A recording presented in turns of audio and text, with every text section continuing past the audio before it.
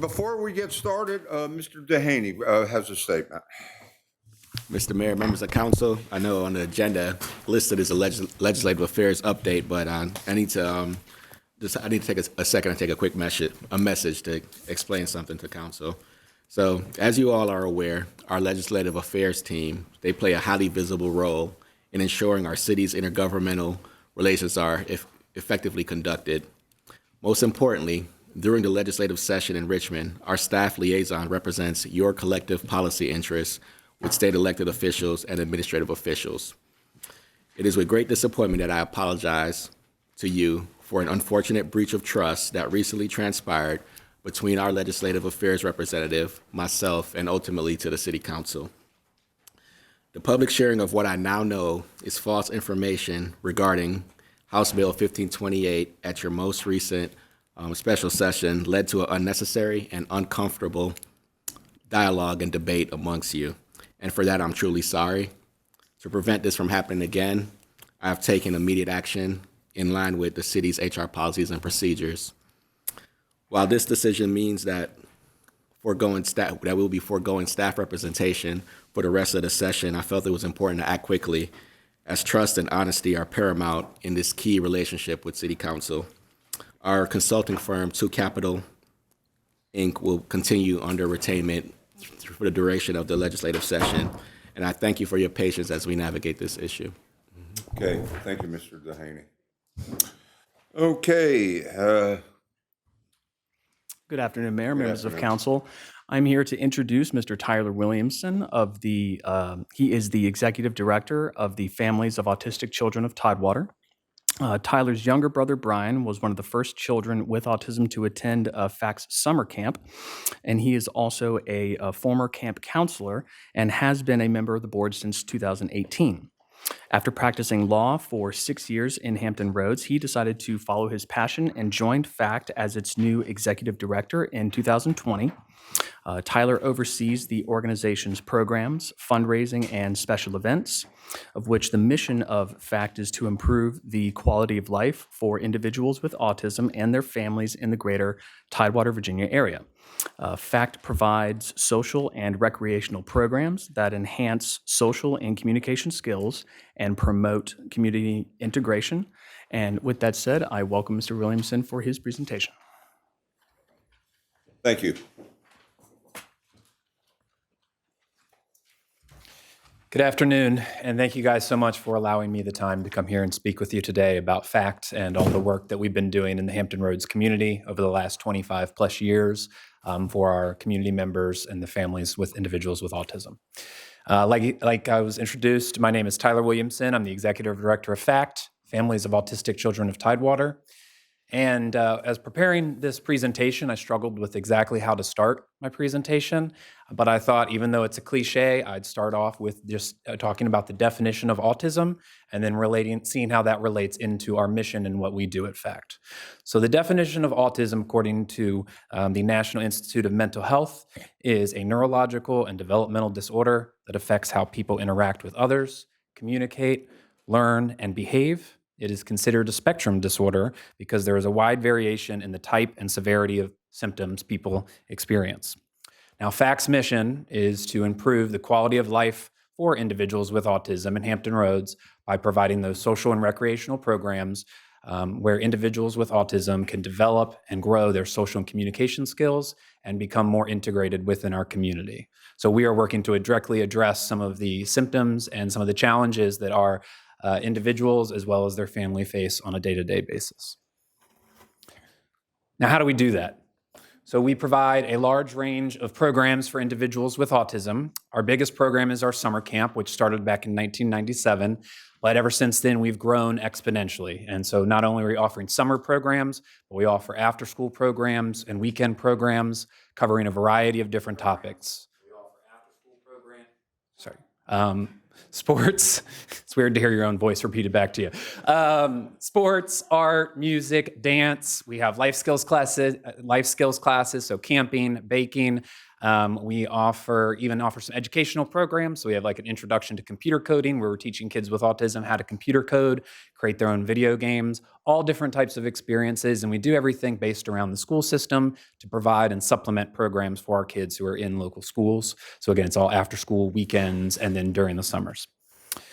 Now, when talking about FACT, our programs, and the families that we serve, I can't really do that without talking about my own family. This is a picture of me and my brother, Brian. Brian is 20 months younger than me, and he was diagnosed with autism when I was maybe 3 or 4 years old. I don't remember a time in my life where I wasn't the older brother to an individual with autism. Brian is one of the sweetest, cuddliest, goofiest people you ever meet. He loves everybody. He's a very social person. But Brian, like some of our population, is minimally vocal. The easiest way for me to describe that is we'd go out to a restaurant and we're trying to figure out what he wants to eat. I asked Brian, all right, Brian, would you rather have hamburger or pizza? He'll usually say pizza because he likes to repeat whatever the last word you said is. So then I'll say, Brian, do you want pizza or a hamburger? And we'll do this over and over again until he picks the first option, because I know that's the one he wants. Brian is, again, he's very comprehensive. He's extremely intelligent. He understands everything that's going on, but he just does not have those verbal communication skills to be able to adequately convey his thoughts, his wants, and emotions. And so it was very difficult growing up for us to find programs where Brian could go and be properly cared for, that had the right amount of staffing, the right amount of people who understood how to work with kids with minimal verbal communication skills, and also kids that Brian can sometimes have some minor aggressive tendencies. You know, you and I, as just everyday individuals, we can get frustrated. You know, it's hard. Life is hard. Everyone gets frustrated.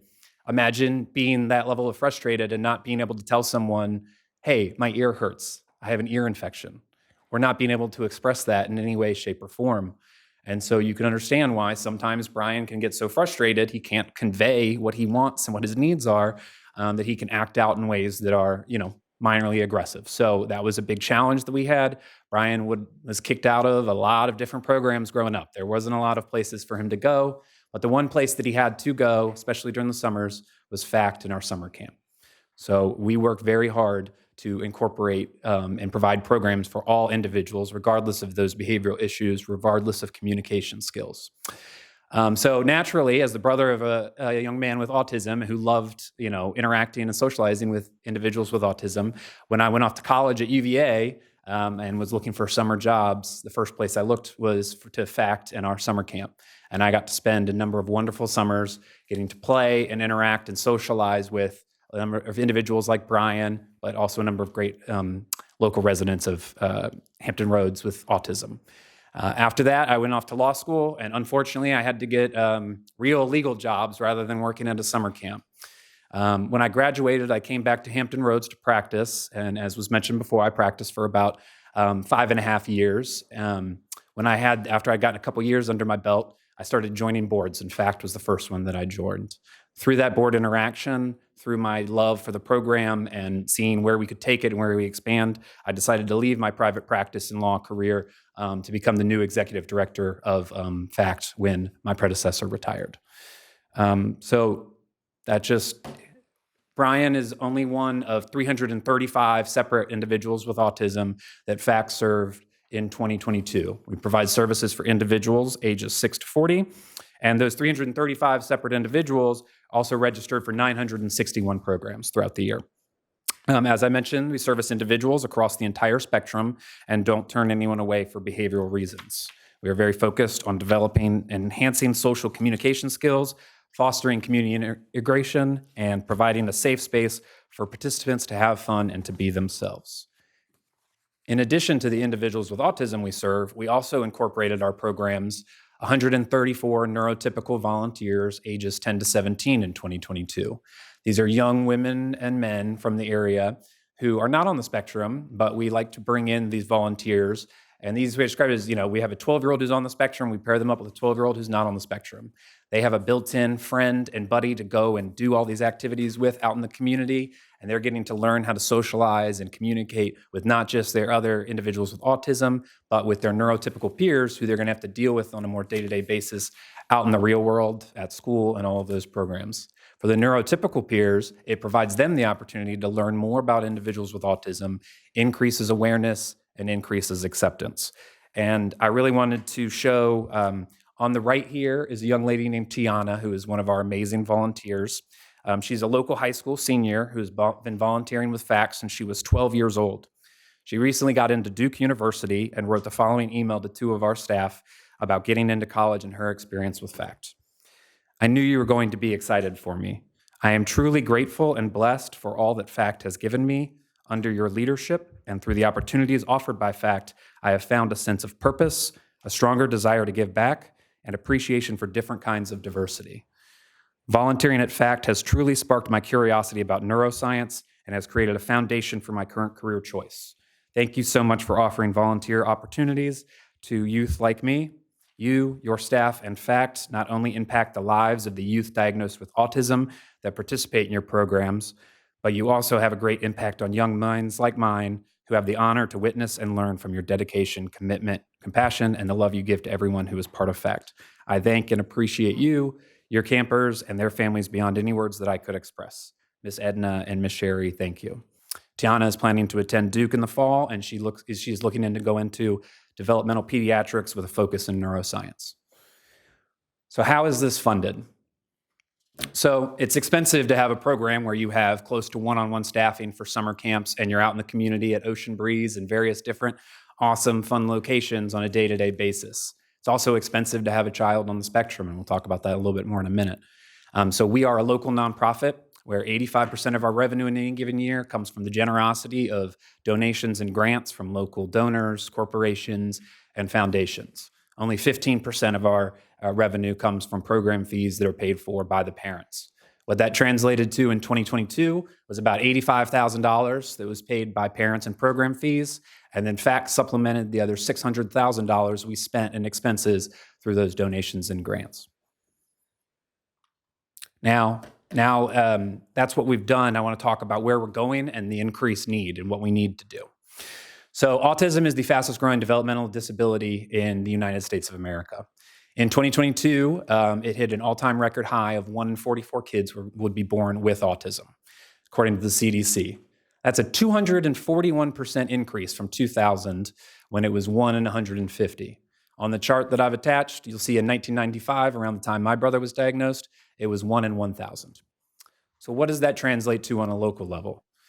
According to the Virginia Department of Education, there are 1,485 students with autism in Virginia Beach public schools alone in the 2021-2022 school year, and over 4,700 in the Hampton Roads public school system.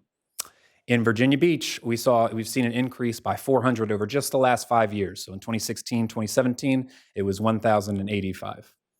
Now, on the financial side of things, on average, autism costs an estimated $60,000 a year through childhood, with the bulk of the costs in special services and lost wages related to increased demands on one or both parents. That correlates to an $89,100,000 a year that those Virginia Beach families are paying with children on the spectrum. And that 1,485 does not include the numerous individuals with autism who are homeschooled in private schools, or the vast number of individuals with autism who are adults and still need and require services. So what do we want to do to be able to help with this need and greatly increase our impact and provide more services to facilitate and help out with the growth that we're seeing in the community? FACT is in the process of creating a brand new 21,900 square foot state-of-the-art autism resource center right here in the heart of Virginia Beach on Virginia Beach Boulevard, right off the Rosemont exit. This will be a permanent home with a large number of options as far as facilities go. We'll have our own 1,900 square foot gym where we can do all of the sports programs that we currently provide, which are a big hit with our kiddos. Sports and recreational activities there. We'll have a 5,000 square foot friendship hall, which is going to be our multi-purpose room, where we can house the 120 people we have on any given day at summer camp, between staff, volunteers, and the kids on the spectrum, as well as we'll have a stage, as well as we can break it up into 3 different classrooms when we need to, and provide all those educational art, music. We can do dances, we can do plays, we can do various performances for families, all in that location. We're also going to be adding the biggest sensory gym in all of Virginia Beach, which is going to be 1,900 square foot, and is going to provide access to a lot of different playground areas such as slides, foam pits, climbing walls, dry erase boards, and a large number of swings. And so we're really excited about that.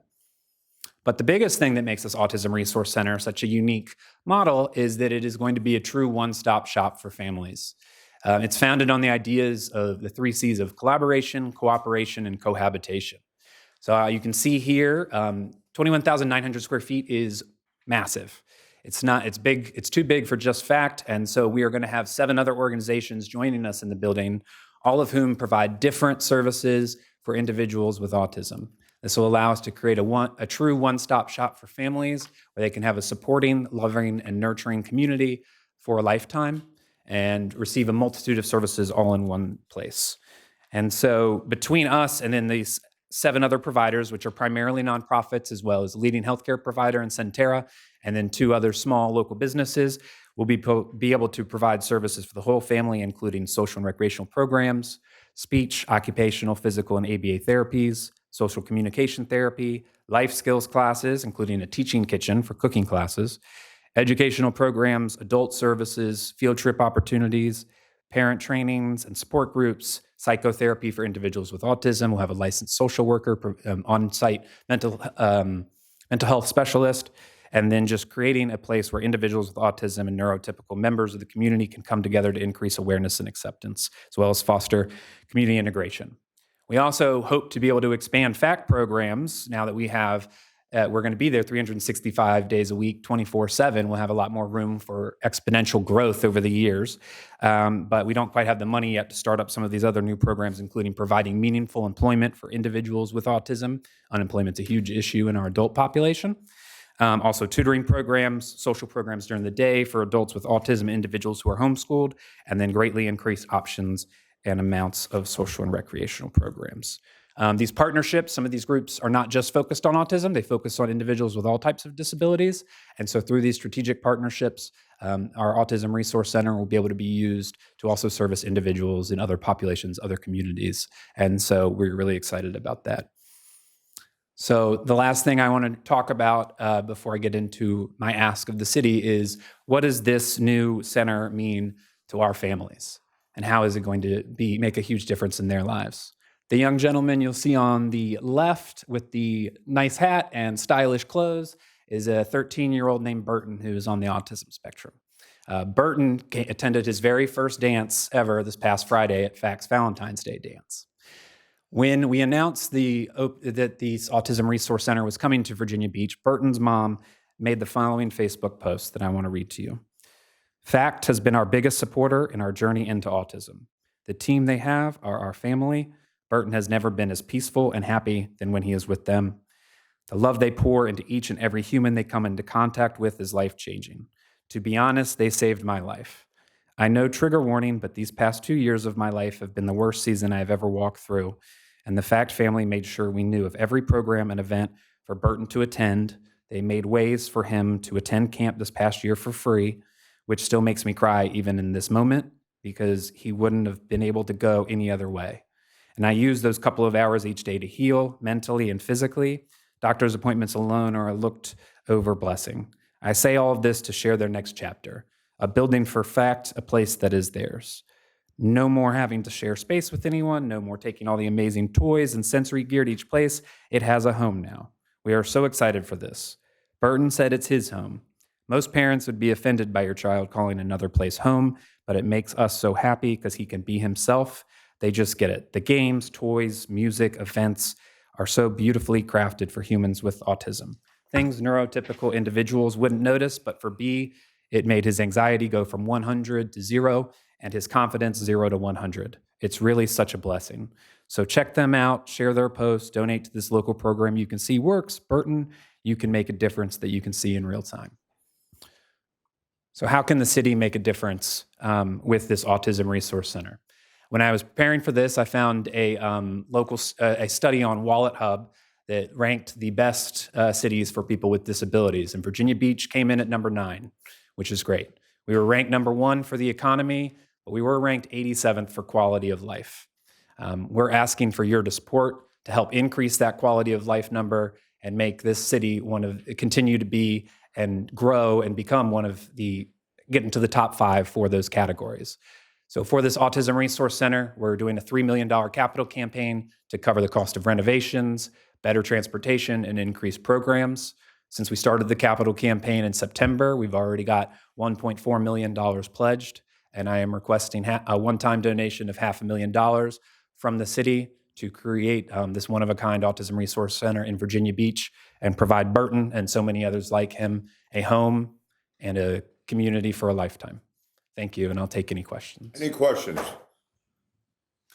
Tell you thank you, and once again, a community defines itself on how it takes care of those in need. And organizations like we are a city of heroes, and you're one of them. Thank you. Thank you very much. Appreciate your time.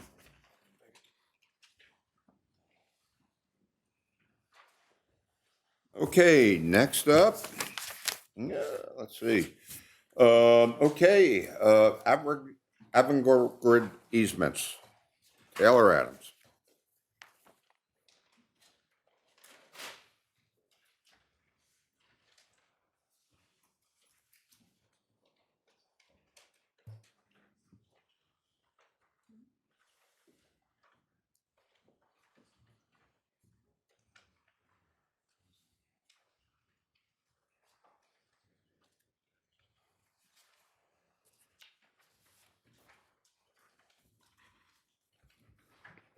Welcome.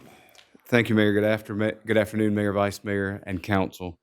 While I'll recognize a couple of folks in the room while we're calling the presentation up. I see that we've got representatives from Avangrid Renewables here, and and also our Public Works Director. So this is where the caveat I always like to give you all: if there's a question that comes in on engineering or specifics that I don't have, I may reach out to the experts in the room and see if they can provide a little better context than I can. We're working on it here. Kathy, we'll just roll with it as it is.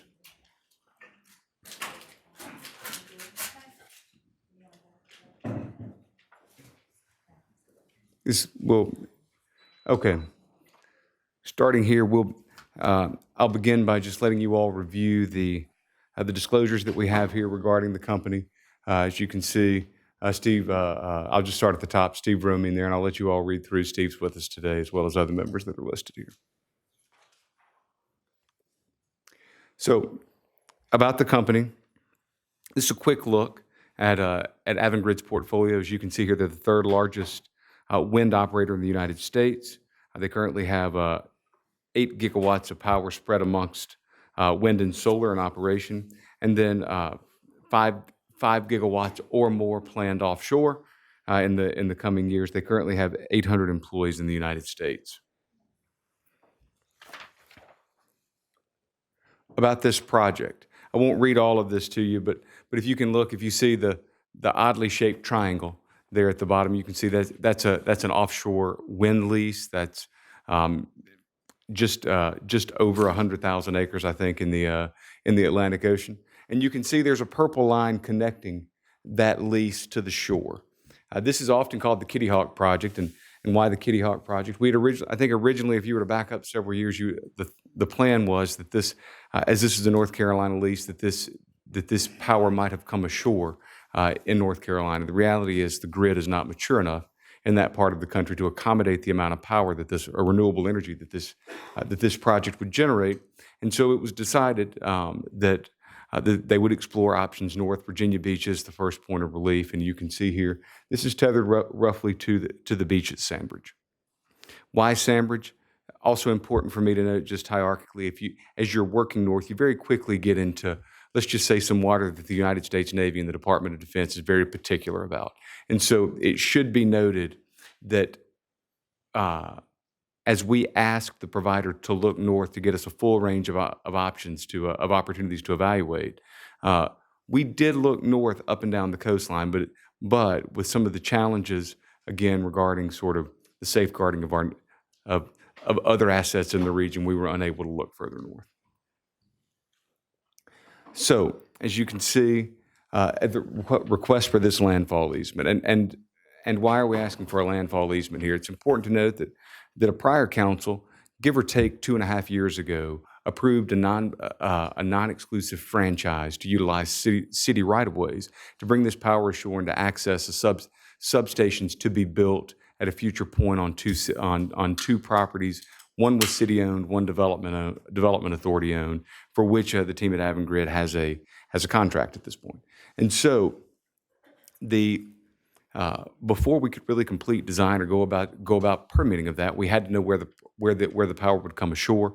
This is the end result of an extensive process with both the community, with our public works group, with our real estate division, to land on and I should also say adjoining business uses who also would like to bring cables, in this case data cables, ashore at this location. And so what you see here, we're talking about horizontal directional drilling from state waters to the Sandbridge Municipal Parking Lot.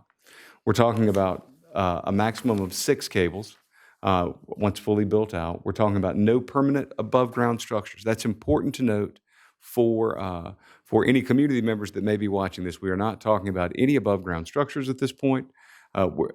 Transition joint bays under pavement and manhole access. I'm going to show you some drawings of this in just a moment.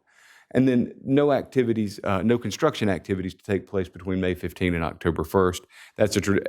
And that's not exclusive to this project. That's a traditional prohibition that we see to basically make sure that we're safeguarding our tourism and sort of community access to our beaches.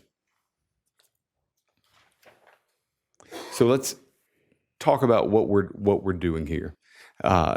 This is an illustration that the team at Avangrid put together for us, and I think it really clearly demonstrates what we're doing here. So, to give you an idea of where we are, we're coming in roughly 60 feet, and then you can see there's 32.8 feet where we ramp up well under the beach, up to, I'm just going to step over here away from the mic for a second. So recognizing that we're broadcasting, Amanda, I promise not to say anything. I'm just going to point. If I step over here, I won't be on the microphone and they won't hear me on television. So I'm just going to step over here and point to orient everyone and come back.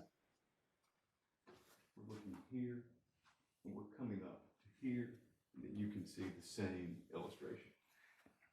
And so for those of you that were watching on television, when I was pointing to the first, I said we're starting here, and you can see the rate at which we plan to ascend, and then the image to the left of that, on my left, is just a left when I'm facing it, is you can see coming underground and then up to the paved parking lot, and so that's what we're doing here. It's important to note there were some drawings much earlier in this process where it was thought that they might come in at Little Island and come up the city right of way. That is not happening. That plan has been set aside. I know that there were some images of duct banks in the right of way that created a bit of stir in the neighborhood. That is not happening here. What's happening is we're coming in under the beach and coming straight up into the parking lot. And it's important to note, as we jump to the next slide, that the only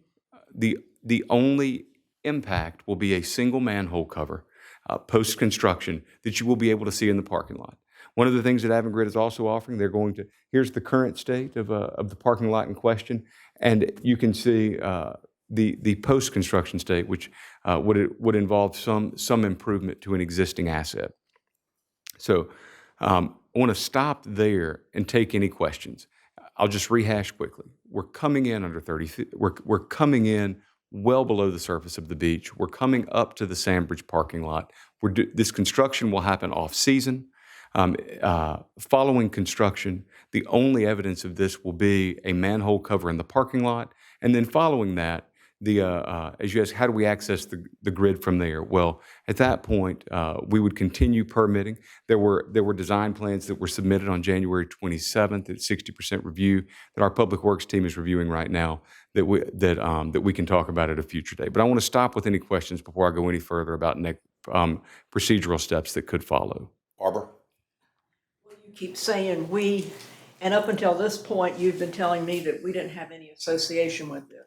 So, Ms. Henley, so that is accurate, but it's important to know to be able to make this briefing today, we have had to get a better understanding of exactly where we are here and what is requested of the public, as well as to understand what next steps would be and future public actions. But no, ma'am, we have not been. As I mentioned, the drawings that I just referenced were submitted on January 27th, and that was after the scheduling of this briefing. When you mentioned the action 2.5 years ago about the franchise that was allowed, we were told that was non-discretionary, that under Virginia law, the city does not have the option of denying the franchise as long as Avangrid met and continues to meet all the conditions. So that was not something that we allowed because we had determined this was something we wanted to do. It was just a non-discretionary nod that they had this right. So, Ms. Henley, I'd have to yield to the city attorney's office on that. I'm not an expert in land use, and I don't know whether that's true or not true. You told me when I was asking about this that it was not something we had discretion about. Mr. Stiles, you want to address that? Is Becky here? I believe that is what happened, is they were granted a franchise, and I believe they had an entitlement to that franchise. So yes, I believe that's what happened. All right, so that was something that was not discretionary on our part. It was something that they have entitlement to. Is there any part of any of this that they have entitlement to from some other level of government, and we don't have any discretion about it? Ms. Henley, I'd again have to look at the attorney for that one. I don't know the answer to that. I think it's in the council's discretion as to whether or not to grant the easement. So what they're asking for now is the easement to come ashore at this location, which is owned by the city. Well, go ahead. And Councilmember Henley, that's not what you're being asked today. That's right. If Taylor finishes the presentation, you'll see that all that council's being asked right now is to authorize a possible public hearing or public comment, and then after that, then council can consider the vote. But you're right, Councilmember Henley. But I mean, that's the step that we're at now. I mean, we're not going to be authorizing anything today. And I know there was some miscommunication out in the public that there was going to be some decision made today, and there's not. This is just a briefing to council and the public about what is going on with this project at this time. Correct. Okay. So before there would be anything else done, we would have extensive public hearings. Councilmember Henley, correct. I think basically if there's an ask today of the council, it would be, do you want to authorize public hearing and public comment at the May 21st or at the February 21st or some other subsequent meeting? Well, I would say about February 21st, that's much too soon. I would say at least 2 weeks from now. And I think a public hearing on this needs to be at one of our meetings like today, that's a workshop, that we only have that public hearing, because I think if we have that public hearing when we've got a big agenda, we'll all be here all night. And so I really think we want to give some thought to that, but that's another topic. So at this point, because I know ever since I've heard of Kitty Hawk, which was, I guess, just before the pandemic, that we found out there was really something here. I've been told that it was not maybe even viable, and that we really didn't have to be real concerned about it. But somewhere along the line, I guess something changed and it has become more viable. And they are actually asking to have this approval, but you're talking only about this spot. But we can't, but we know that if they come to this spot, they're going to have to go somewhere else, which means they've got to get to the grid or get to Fentress, in other words, from here. So they're going to then be asking for approval for using the right-of-way along the roads extensively. So, Councilmember, the franchise agreement that they have at present would allow, providing they were able to supply the Public Works Department with drawings that were permittable. It would allow them to use city right of way. We anticipate that that is the straightest road is through the NEMO right of ways, specifically phases 7A and 7B. However, it's important to note our Public Works Department has not had a chance to opine on or permit those drawings as yet. So that is just purely a speculative statement. But yes, ma'am, it's important to note the franchise agreement that they have today would allow them to utilize our right of way should they produce permittable drawings. Well, I know that there was a public meeting that Avangrid hosted about a year ago, or I lose track of time, but it was maybe at the rec center or someplace. And I told the folks from Avangrid at that time that they really need to be working also with all of those communities that they're going to impact. I know Sandbridge has been very much involved because that's where all the attention has been, but all of those other neighborhoods like Lagamar and Red Mill and Ocean Lakes that are going to be impacted really need to be aware of all of this as well, and they're not. That's another reason that I think having a public meeting just next week is not time enough, because we really need to be looking. We can't just be looking at this one manhole because we know it's going to lead to much more. And I think we have to look at the whole project.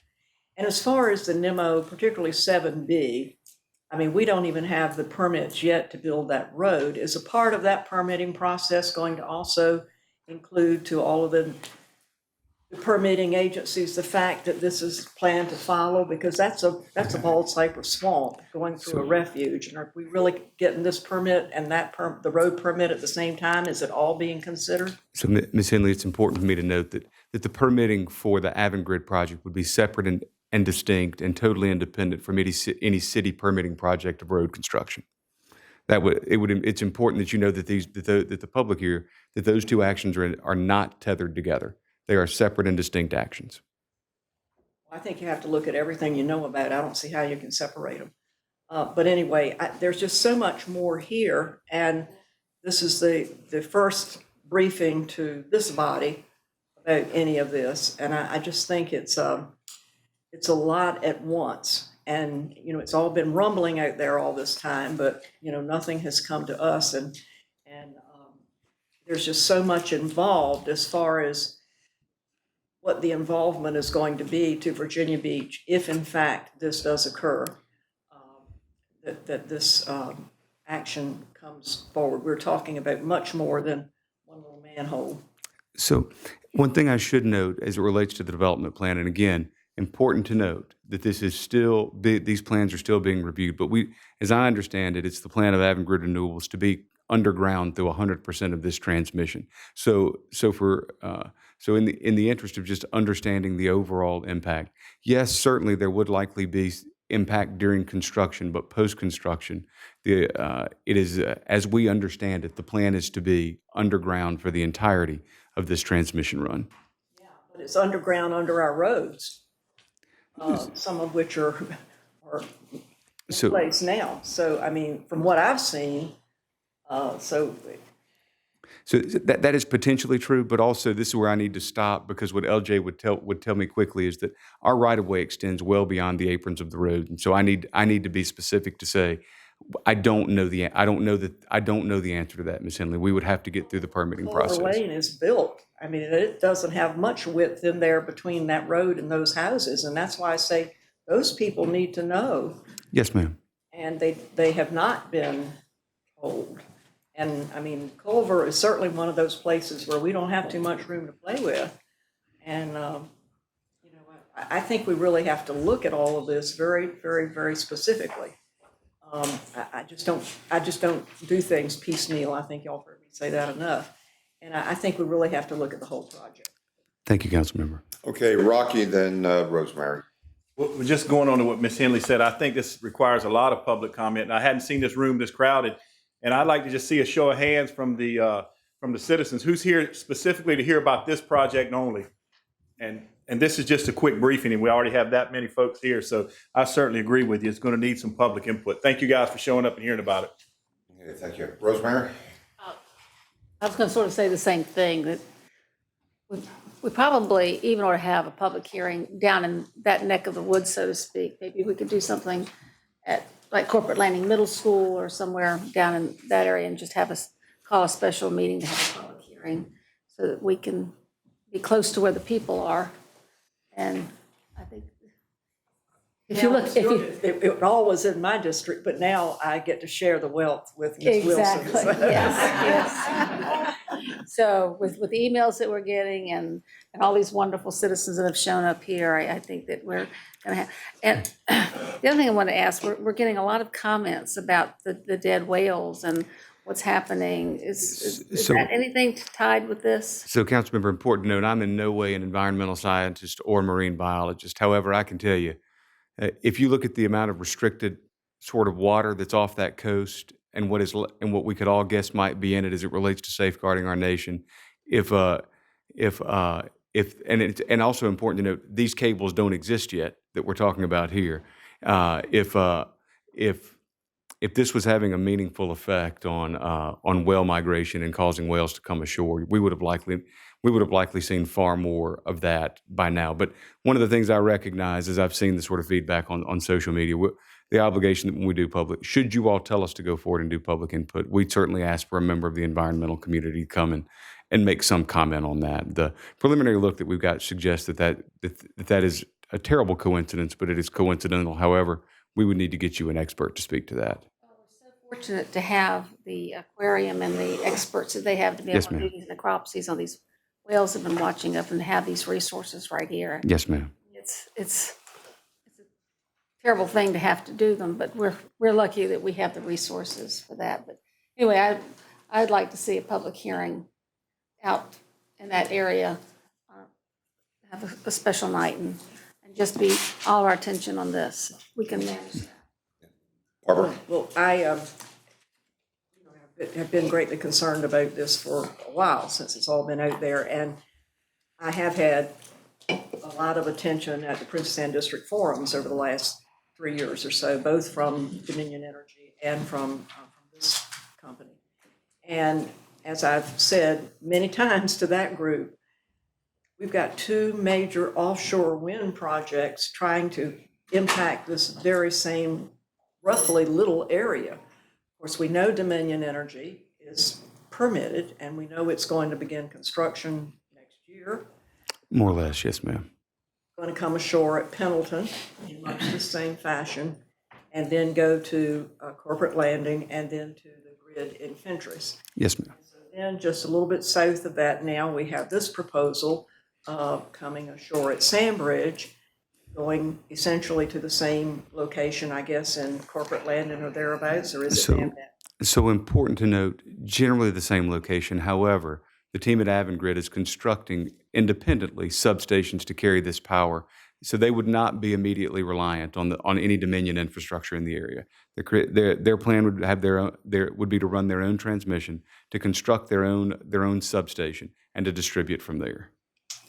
Well, I had also asked, I can ask for this one, but I asked that we finally get a presentation from Dominion Energy, which we're going to be having next week at our briefing. And of course, they come ashore at Pendleton and they go underground around the federal property, Oceana and so forth, to Harper's. So they're above ground, Ms. Henley. Yes, ma'am. Harper's on. And so the projects are very different, but we're talking about, in this case, I think, producing 660,000, energy for 660,000 homes. The Avangrid says they're doing 700,000 home capability. Yes, ma'am. What's going to happen, all right, after all of this energy is produced? Does it all come back through here? Are we looking at the battery storage for all of these, or where's it going to go from there? So again, and this is where, with the caveat of I'm also not a professional engineer, so can't and don't work day to day in the dynamics of our electric grid.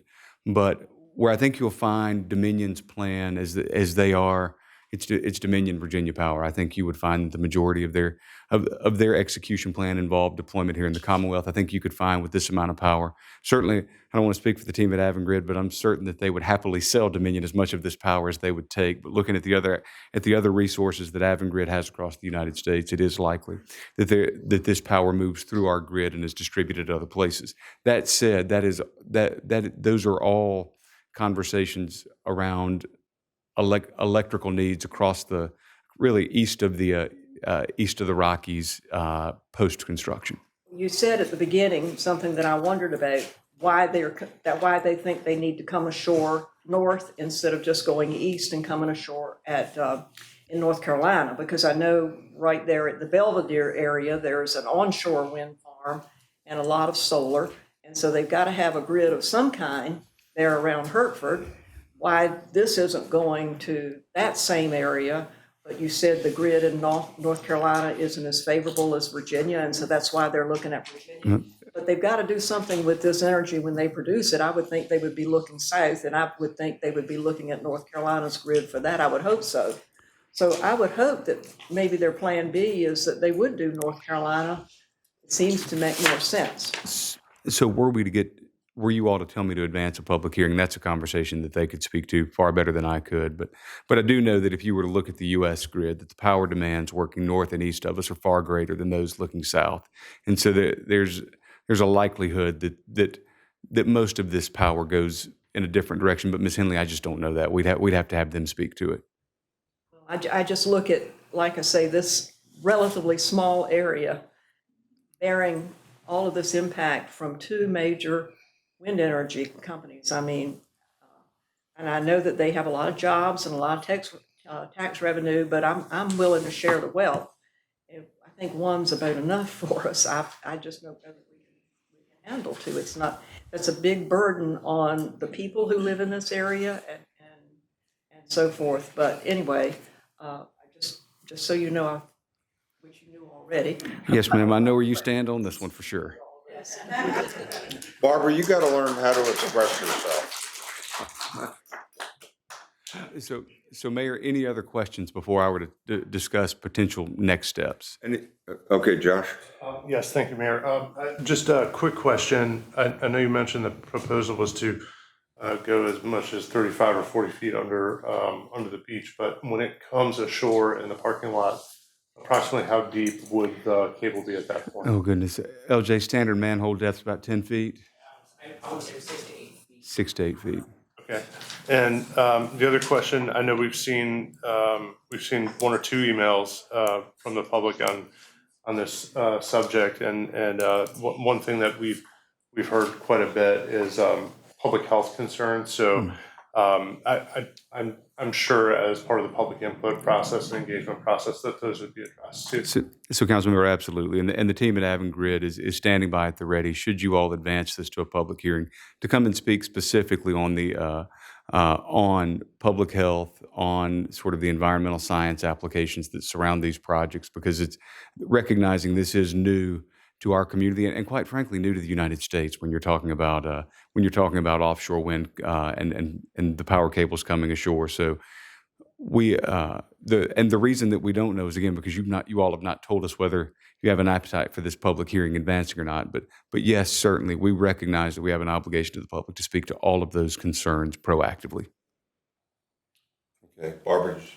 Well, just thinking about this, I mean, I know Avangrid's a big company, and I'm assuming that do we have an obligation to hear their side of it and a public comment? I don't want to think that we're advancing anything if we say we're going to have public comment, but I've got a feeling that they might have a little bit of a legal arm at something if we did not allow them to present.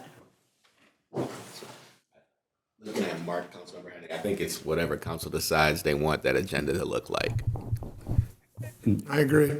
And the only reason I bring it up is because we don't have the staff resources to intelligently speak on right whale migration, on any sort of public health issues around underground power cables. We would really need experts in the field to come in and adequately inform the public on that. That's just not something we deal with day in and day out. Let me ask you this. I think, public engagement is going to be critical to this one. This is obviously a hot button issue to a lot of people. And, even in, a number of projects, I think we have to look at multiple engagements at multiple venues, coming forward. With that being said, but once again, we want the public to come and express yourself to everybody. Take a look at the whole picture and, let's hear you. Okay. So does anybody object to us at least moving forward with the public engagement? So let me talk about some specific steps that need to happen, Mayor, for this to even be something that you all can consider. So there is a public bidding requirement in this space for basically for this easement. And so were you all to tell us to advance this, what I'm hearing is traditionally, and I should say traditionally, we would have conducted a public hearing, we would have noticed the bids in the paper, and then there would have been a public bid opening by you at a meeting at some date in the future. I'm not sensing that there's a willingness to go straight to that at this point. What I am hearing is that you would like to see us put together a plan around public input and engagement, see where that takes us, and then come back and revisit this at some date in the future. Is that what I'm hearing, Mayor? I believe that is should be the will of, I think that's the most prudent approach at this point, given the complexity and, some of the complications that we got to look at it very, very, very thoroughly. Okay, Mayor, that's what we need. And so if that's the case, it would help me to have some time horizon for which you would like this to come back, so that we know what we're working with on the public input side. Well, I would think it would depend on when Avangrid, get their folks so that they can tell their whole story and they don't have any claim that we did not allow them to answer questions, because I think that's an important thing. We have to make sure that we're giving them the opportunity to answer questions. But we are not at this point advancing the project. We are just at the point of getting all the information out to us and to the public. okay, Josh? I do have one question. I also, in connection with the outreach, I do want to be mindful of what, if any, critical milestones that they have that we should be mindful of in terms of this process. So I won't deny there is a sense of urgency. Certainly there is a strong regional coalition, including Virginia Beach Vision, Chamber of Commerce, Regional Alliance, Virginia Economic Development Partnership, Port of Virginia. We can run on that's asking us to move through this pretty quickly. That said, none of those organizations get to tell you all what to do. So to that end, what I might offer, Mayor, we're on the front end of your budget process. That's going to suck up most of the air in this room for the next couple of months. You have to approve that budget by May 15. So if we were back to you in June, would that be acceptable? Assuming we could get done by then. I was going to say, let's get it out of the way and be done with it. So Ms. Henley, I can certainly go faster, but if you were wanting us to do district by district public engagement, that would take us some weeks to do. I was just thinking on this topic, I've got a feeling folks want to be heard now. I was thinking in 2 weeks. So again, if you want to, we can, I guess, let me rephrase. What we would do between now and that June meeting is we would conduct district by district public input sessions to understand what the will of the public is, to bring that back to you all for consideration. If we go that far, then we would need to meet in June. I didn't know that if we did. But I was just thinking that we needed to give Avangrid a chance to say that all of their correct information had been presented, so that it wasn't a claim that we didn't allow them to present their information.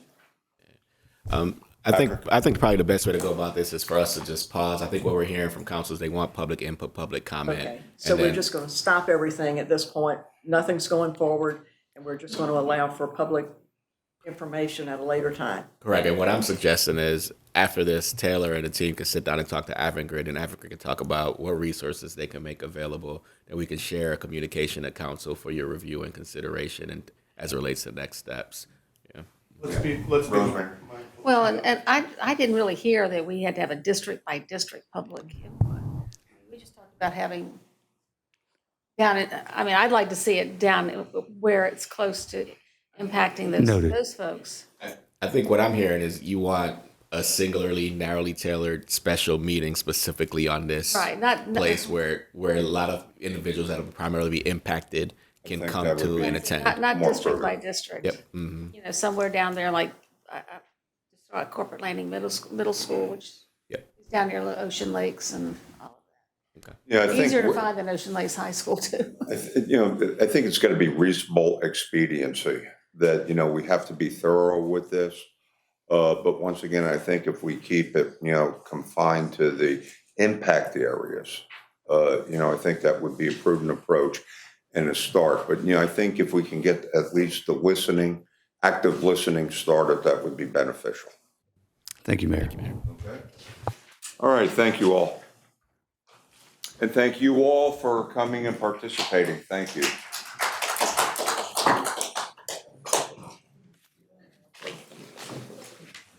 Okay, next up is Virginia Beach Sports Center audit. What happened?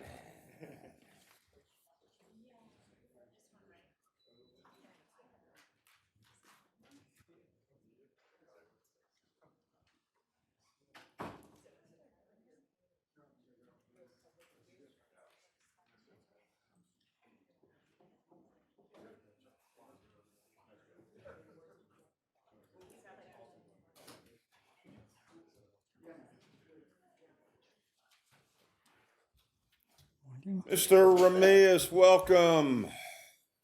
All right, let me just get situated.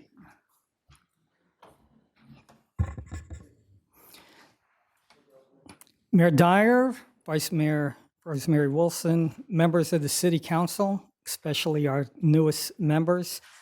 Thank you for having me here today to present the audit of the Virginia Beach Sports Center. I'd like to introduce one of my team members, Keith Piper, who was the senior auditor on this job.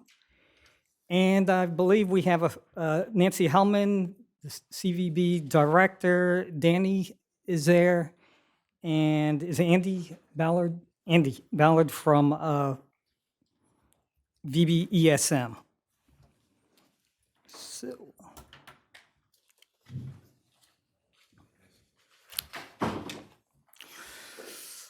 All right, so we all know and we're all very proud of the brand new sports center. City's investment is $68 million plus, located at the oceanfront, opened in October of 2020. The purpose of the audit was to ensure there was compliance between the Virginia Beach Sports Center is operated in compliance with the agreement between the city and ESM. The audit was part of our 23 audit plan. And as I mentioned, basically the objective was to ensure that there was key components of the management agreement were in compliance. Okay, so as part of the audit, there you go. As part of the audit, we interviewed management and staff. We reviewed a lot of the financial information provided by the sports center as well as ESM. We spent a lot of time actually out at the sports center, made analysis, reviewed the agreements. Just a little bit background information. As you can see, 2021 was the full year of operations, and they had 41 events, 51,000 participants, 58,000 spectators. So in 2022, that increased, and they're projecting that for 2023 to increase as well. In regards to the impact on the trustee taxes. So the trustee taxes are remitted, and those are tracked and recorded citywide. So from a citywide standpoint, you can see that the meals taxes, the lodging taxes, as well as the admission taxes have gradually increased. And in 2022, they came in as approximately 130.6 million for meals, lodging 181, and admissions 12.2. The one thing we do not have is the ability to say what the sports center was directly responsible for. We can see there's an increase, but these are taxes that are collected citywide. Okay, so what did we find? While many of the stakeholders, and many I'm sure that you speak to throughout the city, especially at the oceanfront, the hotel owners, the restaurant owners, they will tell you that they've seen increased business, especially during the shoulder season. It's having an impact, just as the council wanted to make the city more of a year-round destination. Okay, so if you talk to the stakeholders, obviously they'll say, yeah, we're happy. You drive by any weekend at the sports center, the parking lot is jam-packed. You know, they're on the grass, they're across the street, they're on the side street. But in regards to the contractor, the man that we have entered into agreement with, ESM, Virginia Beach, in looking at the financial records, looking at all the various documentation and speaking with the folks, we came to the conclusion that we do have some concerns in regards to the financial sustainability of operations of ESM VBSC. And how did we reach this conclusion? Okay. Well, if you look at the, for the first year, we are now, just as, I believe, just as of yesterday, we have received the financial statements for calendar year 22. But the financial statements weren't submitted timely, but we have looked at them. We have received them all now. So the first full year in operation, they lost $1.3 million. 2022, they lost $1.4 million. We established a $750,000 operating reserve account. That account has basically been drained. They have, at the end of our last audit, towards the end of the audit, they put in another request to borrow $260,000 from the city to meet their operating needs. Okay. And they have, obviously before they got to this point, they used up their, Keith, they used up their working capital that they invested of $400,000. Okay. Now, obviously they opened during the middle of COVID. So some of that has obviously impacted operations, okay? There's a new working relationship between the sports center and the ESM. And I think, communication probably was an issue as well in regards to getting on the same page regarding what is the priority. Is it pricing? Is it bringing beds and heads, right? You check the hotels and the restaurants, they're happy. Okay, but if we're not properly pricing, if we're providing discounts to bring events here, okay, that's obviously going to impact their bottom line. Okay, so you got to find that happy medium in regards to what is the primary focus? You know, are we going to be bringing folks in here to increase the trustee taxes while ESM, you know, are incurring losses? But we've got to find that happy medium. And then we did have some concern because during the audit, the general manager changed over, the assistant general manager changed over, the facilities director changed over, and if I'm correct, a new general manager is going to be starting next week. Started this week, okay? All right, so obviously there's challenges. You know, nobody gets into business to lose money, okay? And that's exactly what happened. So we've got some recommendations to work closely with the city ESM to identify ways to increase the operating revenues. This includes, but is not limited to, hosting the various events which generate the greatest long-term economic impact, maximizing the number of sporting events hosted during the summer months, selecting, as I mentioned, the optimal price points for all revenue streams, and minimizing the quantity and amount of the discounts offered to sports events. So that's where the balance comes. We understand, you know, and it's an arms race. You know, every other city, every other county is now building a sports center. And so you've got to be competitive. You've got to be able to incentivize events to come to your sports center. But where's that balance? Okay? All right. Finding number 2, as I mentioned, during the audit, we did not have any finalized audit financials, and they're required to submit quarterly financial statements. I am happy to say today, you know, since the audit and towards the end of the audit, we have in fact now received all the required quarterly financials, and we received 2021 and 2022. Obviously, if you're not receiving the financials timely, it's going to be hard to make business decisions. It's going to be hard to redirect. It's going to be hard to make proper business decisions if you're not operating with the finalized data, okay? So, in the... Okay, could you hang on? Worth, thank you.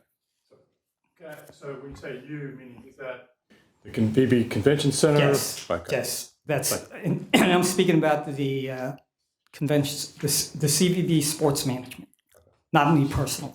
Right. Okay. All right, so the financial statements, obviously, they have a lot of information, but it's also used to, or it's supposed to be used to calculate the quarterly payments made to, by ESM VBC to the city, and it's also utilized to calculate any incentive fees earned by ESM. Okay. So obviously, like I said, I do want to give them credit and acknowledge that to date, I believe yesterday we received the 2022 financial statements, but I think everybody understands the importance. And they did have some things to iron out during the first 2 years in regards to making sure the financial statements were done in accordance with GAAP, generally accepted accounting principles. Okay, finding number 3, and again, when we're looking at compliance with the agreement, a big component is maintenance and upkeep. And when you have a $68 million facility and you have the sports center for folks who actually work in the building, the city sports center folks, you know, they come to work every day and they see, you know, from since the doors opened to date, when you're there every day, just like in your house, you start to notice things and things that may not necessarily be up to par, okay? So the city concluded in its last 2 quarterly reviews that ESM VBC has not met performance expectations regarding the category of maintenance. Maintenance deficiencies include failing to perform regular inspections and failing to meet level 1 standards of APPA custodial service, which is the Association of Physical Plant Administrators, which is the highest level. But that was agreed to in the agreement. It's a brand-new facility, so you want it maintained to the highest level of standards, okay? So because of that, in accordance with the agreement, it says if you are, if you have not met expectations, that you're required to be placed in a probationary status, and you also can consider terminating the contract. Okay, and that's in alignment with the agreement. Excuse me, Amelia, did you have something? I was concerned, you've mentioned the different quarterly hasn't been up to par until like what yesterday you got. How come you kept going? Why didn't you all, pause to say you haven't received the second quarterly or the third quarter? You kept going.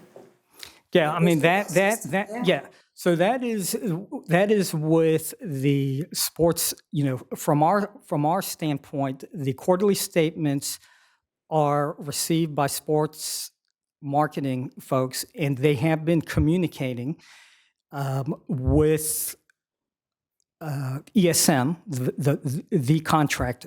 From our standpoint, we didn't necessarily need the financial statements to do our audit, but from their perspective, they need them quarterly to be able to monitor performance and make business decisions, and if they need to change direction and so forth. But from our standpoint, not having the financials, that did not impact our audit. That confirmed some of the issues that we were made aware of.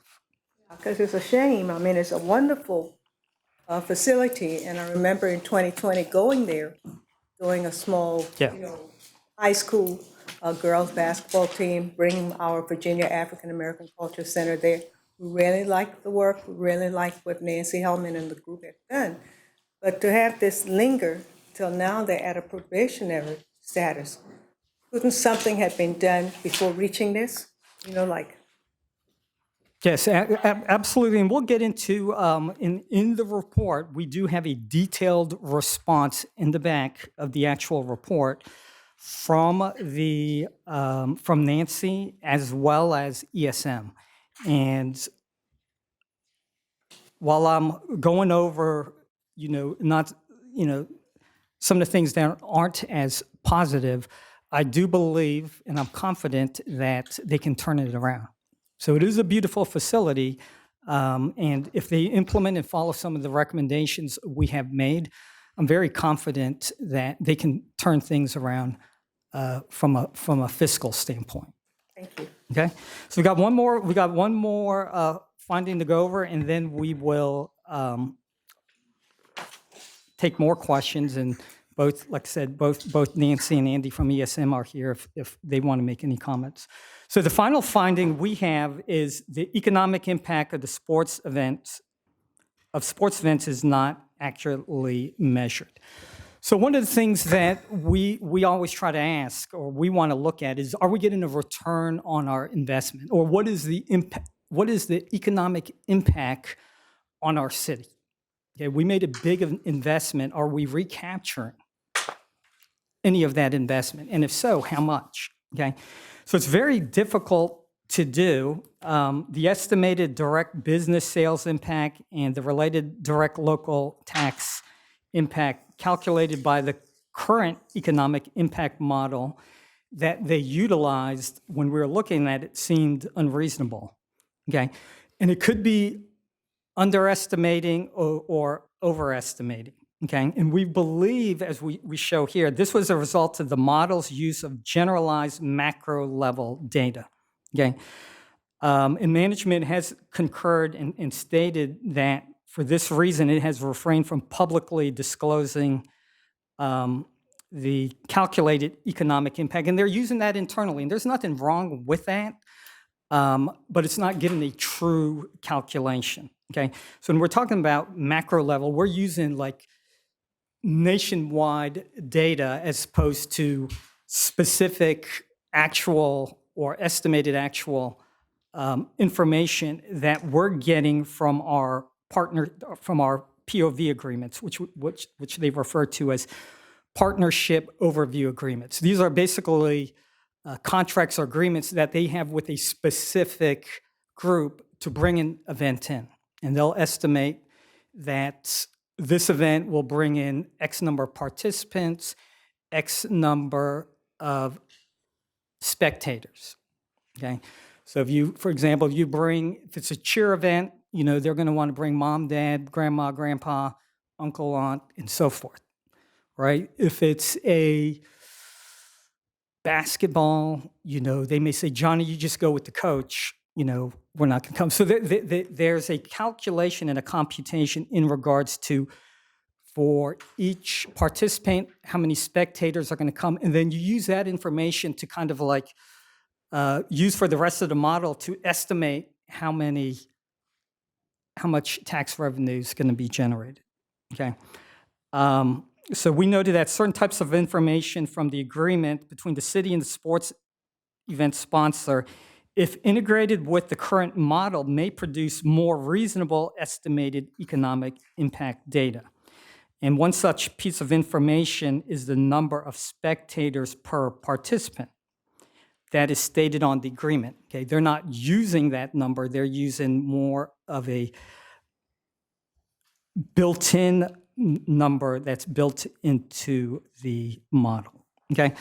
So when you do that, so what we're recommending is integrate items of information available from the agreement into the current economic impact model to calculate the estimated economic impact data when possible, instead of relying on estimates based on generalized data which are embedded within the model, okay?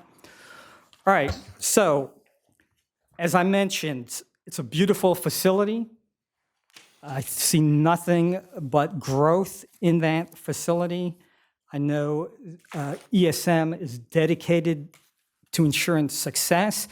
Nancy and her folks and Danny over at the Sports Center are dedicated professionals, and we all want it to succeed, okay? We all want it to succeed, but we need to make sure that if it's going to be successful, that everyone, particularly the firm that's running it, is successful.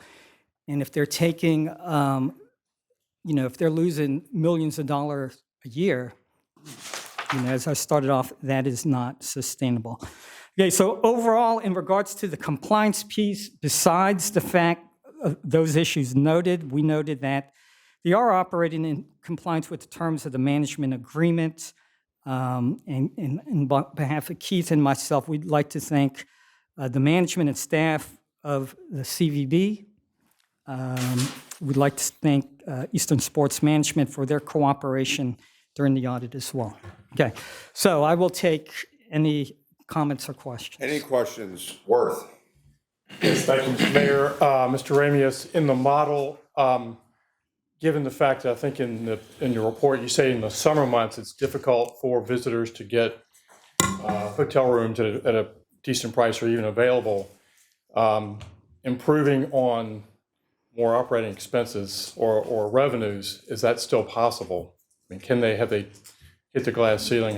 Can they improve results during the summer months unless more hotels were available? Yes, absolutely, and that's the dilemma that they're working through, because that's our peak summer. That is no longer shoulder season, and we're in, hotel rooms are in peak demand, and we're adding more and more events.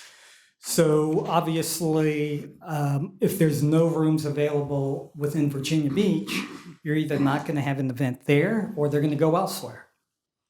And so we are not going to reap some of the additional trustee taxes while we may be given discounts. So in that case, you're going to have you may be taking a loss for an event, but not reaping the subsequent tax revenue because there's no availability of launching during those summer months. Okay, and once again, Worth, and then Chris. Thank you. And I meant to say thank you for the report. As always, you do a thorough job. I would just suggest or recommend that be looked at and model for the future, some kind of pro forma where income and expenses match up. And it does not necessarily, I'm not saying it should be a loss leader. Everyone loves the sports center. There's no question about it, but I think we need to get a better handle on income and expenses. Okay, Chris? In reviewing the slide deck, do we know the revenue 2021? Do we have revenue numbers 2022 and how that matches up against projections? Or are we just, I see we're losing, but I don't have any numbers to kind of. Yeah, so we actually just received, and we do have the financials.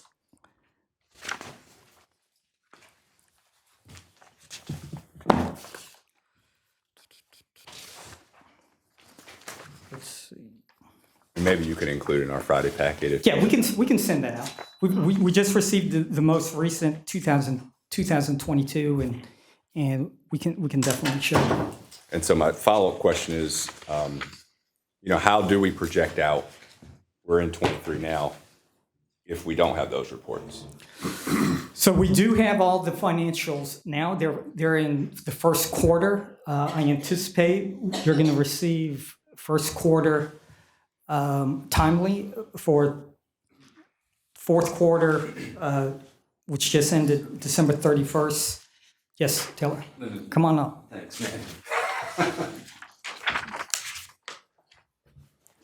Thank you, Lyndon, and thank you, Councilmember. Quickly, we're happy to provide our projected booking schedule for 2023 that has complete estimates on room nights, on visitors, and on what we believe revenue generation within the facility will look like. Additionally, our team at Eastern Sports Management the thing about summer. Councilmember, to your point, summer is a time that our team is not actively booking the facility for exactly the reason that you just mentioned. It is a great time for the groups at ESM to be using the facility for camps and things of that nature, as well as league play. And so we'll get with them, get a projection of where we believe league activity will go and camp activity will look like for the year as well. But I'd be remiss while I was up here before I jump out of the way if I didn't thank the auditors team for the good work that they do and how much we appreciate the partnership and working with them. Okay, anybody else at this point? Okay, Amelia? I just had one last question. You mentioned about maintenance. Yes. Is there anything within that allows for addressing that? Because that's going to continue. Yes, maintenance, a lot of the issues does boil down to, and Andy from Eastern Sports Management is finding staff. I know there's been a lot of turnover, and that is something they're actively addressing, whether it's contracted manpower or full-time staff. That has definitely been a challenge. Councilmember, the auditor's spot on the money. The Eastern team at Eastern Sports the team at Eastern Sports Management have faced the same staffing challenges that many of us have. Also, I'll mention that the initial standard we worked off of a document that really was when we're talking about maintaining a facility of this size. The closest thing we could find when we did this was a facilities run by the United States Navy, because we just don't have buildings of this size in our fleet, more to speak of, that certainly that were operated by an outside party. What I will tell you is the standard and the schedule of activities within that Navy document were not perfect for a youth sports facility where there are Cokes and coffee and things were currently being spilled on the floor. And so also another important part of that is we're amending that and right-sizing the schedule of activities within that maintenance contract to ensure that they've got a better opportunity to be successful. Thank you. Okay, anybody else? Lyndon, once again, thank you for a great professional report. Kudos to you and your magnificent staff. Thank you. Thank you. And Mr. Dehaney. Mr. Mayor, members of council, at this time, Tiffany Russell, our communications director, is going to give you a briefing on possible creative for this election system communication campaign.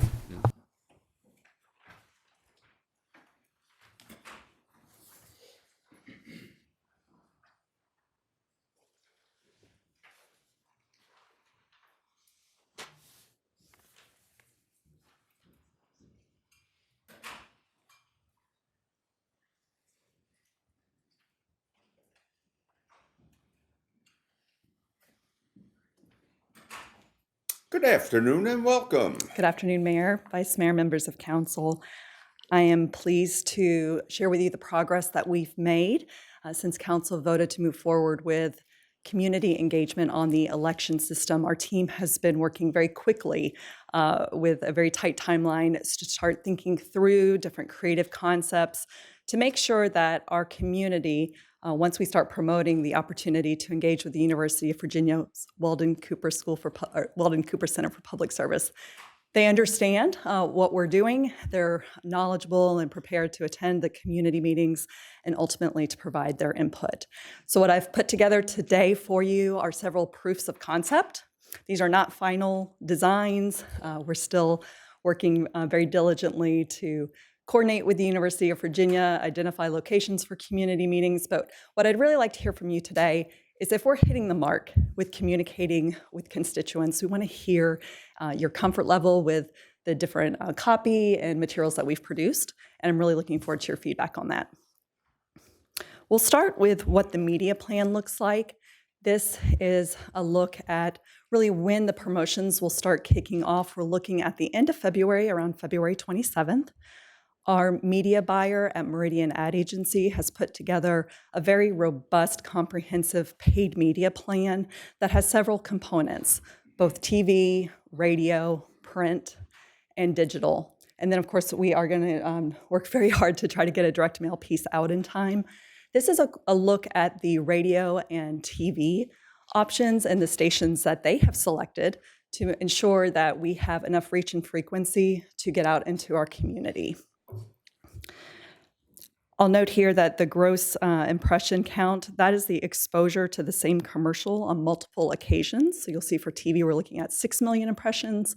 For radio, just over 1 million impressions.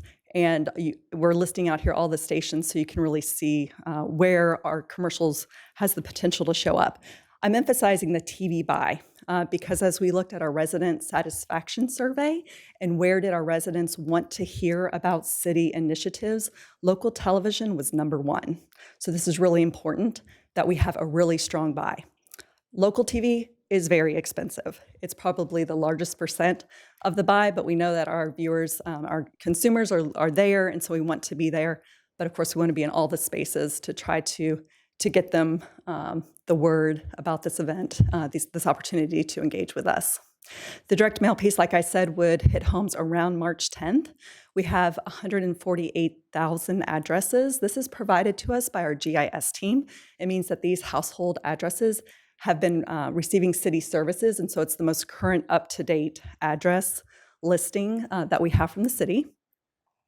And then we'll be using our social media channels starting right when the paid media starts and running all the way through the end of May, through the end of when the survey would close, to remind people to not only come out and participate in the community meetings or watch online, or they can watch recordings or a live stream version, but then also to participate in the online survey.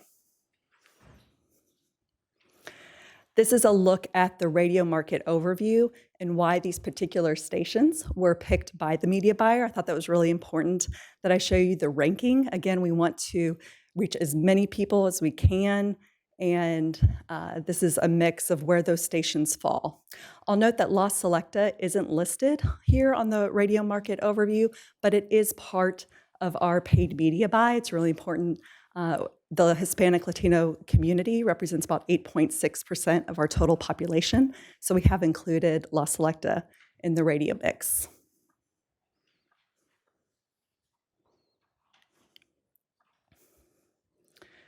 And here's a look at the key message.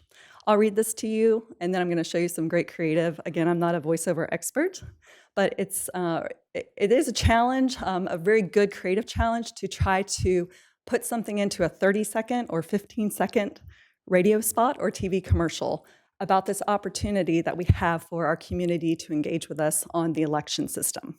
So for 30 seconds, attention Virginia Beach voters. How do you want to select your city council and school board representatives? A decision on a preferred election system must be made by city council before the 2024 election. This is your opportunity to provide input in city policy development and decision-making. Join in the conversation with the University of Virginia or UVA's Weldon Cooper Center for Public Service virtually or in person, and then we'll insert the dates once those are finalized. Go to speakupvb.com to find the most convenient location and time for you. What's really important here, and I want you to know, is we pulled some of this language straight from the resident satisfaction survey. One of the highest priorities for our community was that they said they want the opportunity to provide input or be part of city policy development and decision-making. That was a question directly asked on the resident satisfaction survey, and we are using that same language again here to make sure our community knows that we're following through. We heard you, this is a high priority, and this is an opportunity for you to do that very thing that you're saying you want to do. The My City, My Representation is a graphical, quick slogan, so to speak, for this opportunity. Again, this is up for input, and if council liaisons are appointed, I'd work very closely with you to make sure this language works, and we certainly don't want there to be any confusion on it. And we've broken it down here into another 15-second spot here, which would be more for radio or for YouTube. I'm going to show you what this could look like in a TV commercial. Again, I'm working very closely with the University of Virginia. With all this creative, they have to approve everything. Our legal team has approved this copy in advance, and there's still a little bit of time to make changes, but I think it's really good to be able to see something in advance. So here we go. Just click into the box. Attention Virginia Beach voters. How do you want to select your city council and school board representatives? A decision on a preferred election system must be made by City Council before the 2024 election. This is your opportunity to provide input in city policy development and decision-making. Join in the conversation with UVA's Weldon Cooper Center for Public Service, virtually or in person, March 13th through the 28th. Go to speakupvb.com to find the most convenient location and time for you. Attention Virginia Beach voters. How do you... Thanks, Nancy. Can you click to the next slide, please? There. Oh, let me go back one. Oh. Did I skip one? All right, this is a look at... Oh, no, I think we... Okay. This is a look at the direct mail piece. In order for us to get direct mail into homes, we worked with our printer and mail provider. This would be literally neon yellow. I know it's bright. We want people to not look, throw this thing away when it comes through the mail. And it would be translated into Spanish and Tagalog. And we're driving folks to speakupvb.com, which is our hub for all public engagement and public input opportunities for the city. We would list here all the dates and locations for all of the community meetings once those are finalized. So again, just proof of concept, but we think this will capture the attention of people when they're going through their mail, and it will hit homes prior to that first community meeting. Of course, that's our goal. We'll produce a series of flyers and handouts that go into more detail. This will be great to distribute to not only our neighborhood associations, our civic leagues, but at our libraries and our rec centers that continue to communicate what we want our residents to know. Step one, you need to know what the options are. And then step two, provide your opinion. Speakupvb.com will continue pulling through the My City, My Representation campaign identity. And this will be the hub where we'll be able to put all the information related to this community engagement project, including all the recordings of all the community meetings, We can put frequently asked questions here. We can also have an opportunity for the public to provide public comment and list that here. And when the survey opens that the University of Virginia produces, individuals can still go here and then click through to fill out that survey. This site can also be translated. So when the community meeting recording is available for those individuals who are watching it virtually, they would be able to translate that into their language. I think there's 180 different languages that public input provides for us. And then they would be able to see the entire site translated. Here's just one look at a social media series of graphics communicating what this partnership looks like. And we would tag all of the creative on social with the Weldon Cooper Center for public service branding with the city's identity. So this would be something we would roll out in conjunction with the paid media, starting educating our residents on what this partnership with the University of Virginia looks like, what they can expect with the community meetings, the resident survey, the election experts who are participating to help us understand what viable options we have. And then to close the loop, which I think is really important, residents want to know that their input and their feedback is coming back to you. We will communicate to them how their input will be shared. Okay, thank you. Before we get going, if it's okay, I would like to, with the council's blessing, ask Jennifer and Barbara Henley if they would function as liaisons. That way we got, one side, on both sides of the question, if that would be acceptable. I just think it's the fairest, way to do things. Okay, at this point, any questions? Okay, it'll be a pleasure to work with you. And you too, Yes, Councilmember Henley. I think, Mayor, if you got the questions now, you might, because I think the turnaround on this is quick. You may not have time for a meeting. It is very quick, especially if you're hearing questions from your community and you'd like to clarify. I'm happy to help answer questions right now so you can. Okay. Sure. To make it more active, like if we're trying to get quick turnaround and as many people engaged as possible, just some feedback for more direct framing so that it's, directing, someone's looking at it, what's happening, what's being asked of me, what do I need to do, what is the city council doing?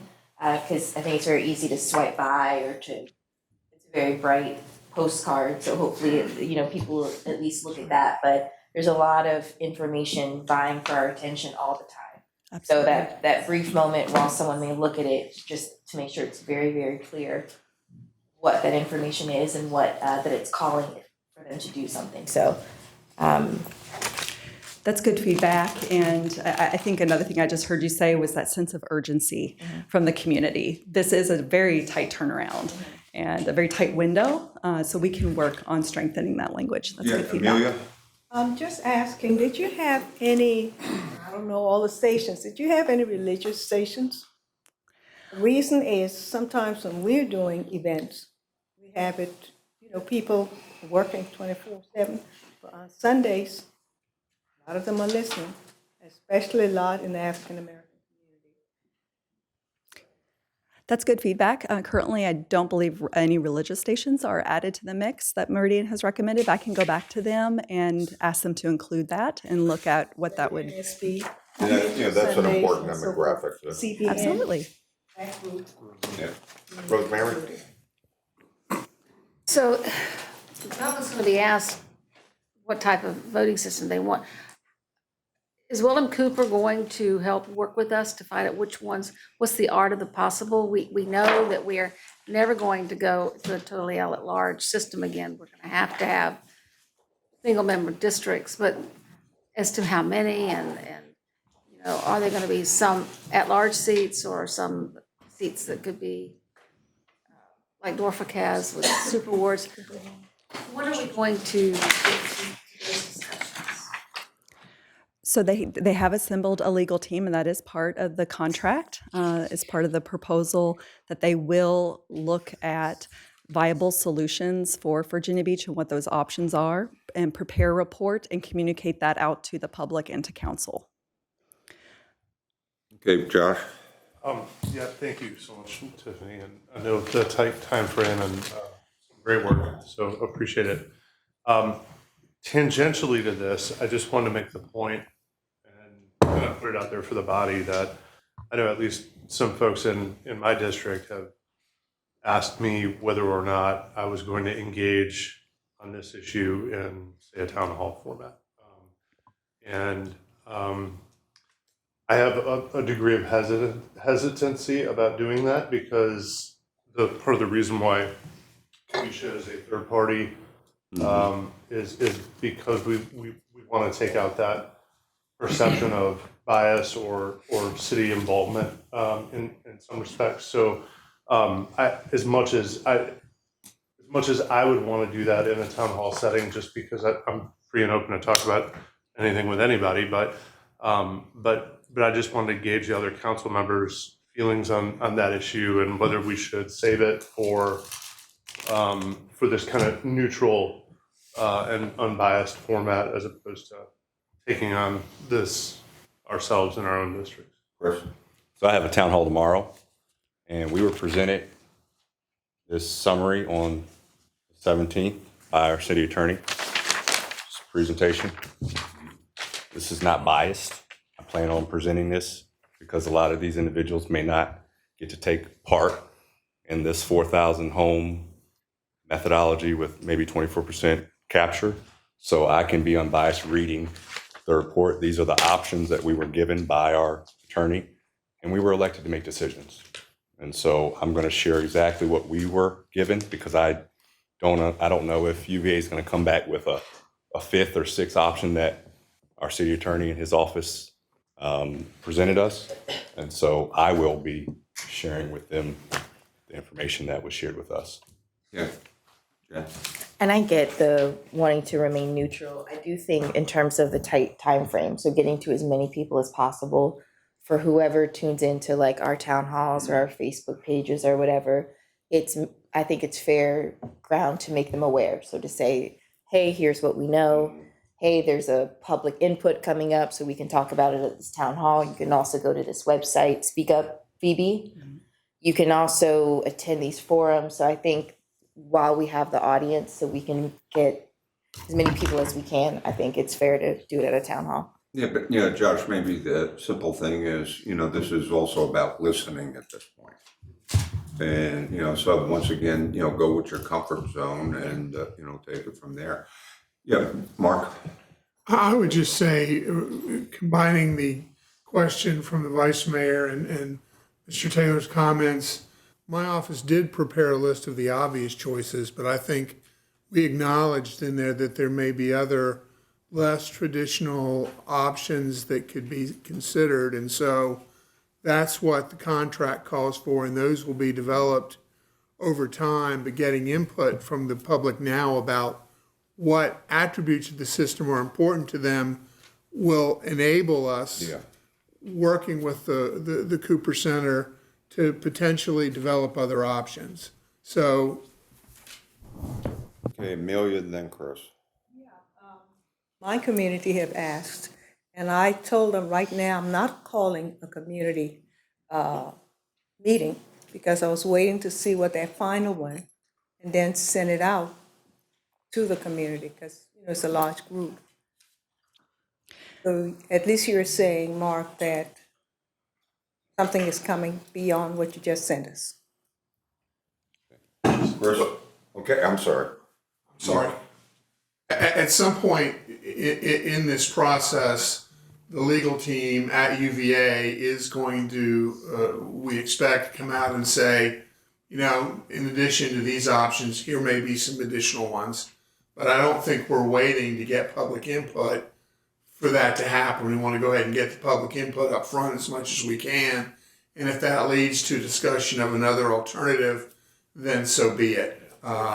I just was only speaking so as to say, we did come up with options, but I am not so brazen as to say that my staff are the only ones who can come up with viable options. So we can still go ahead and send this out?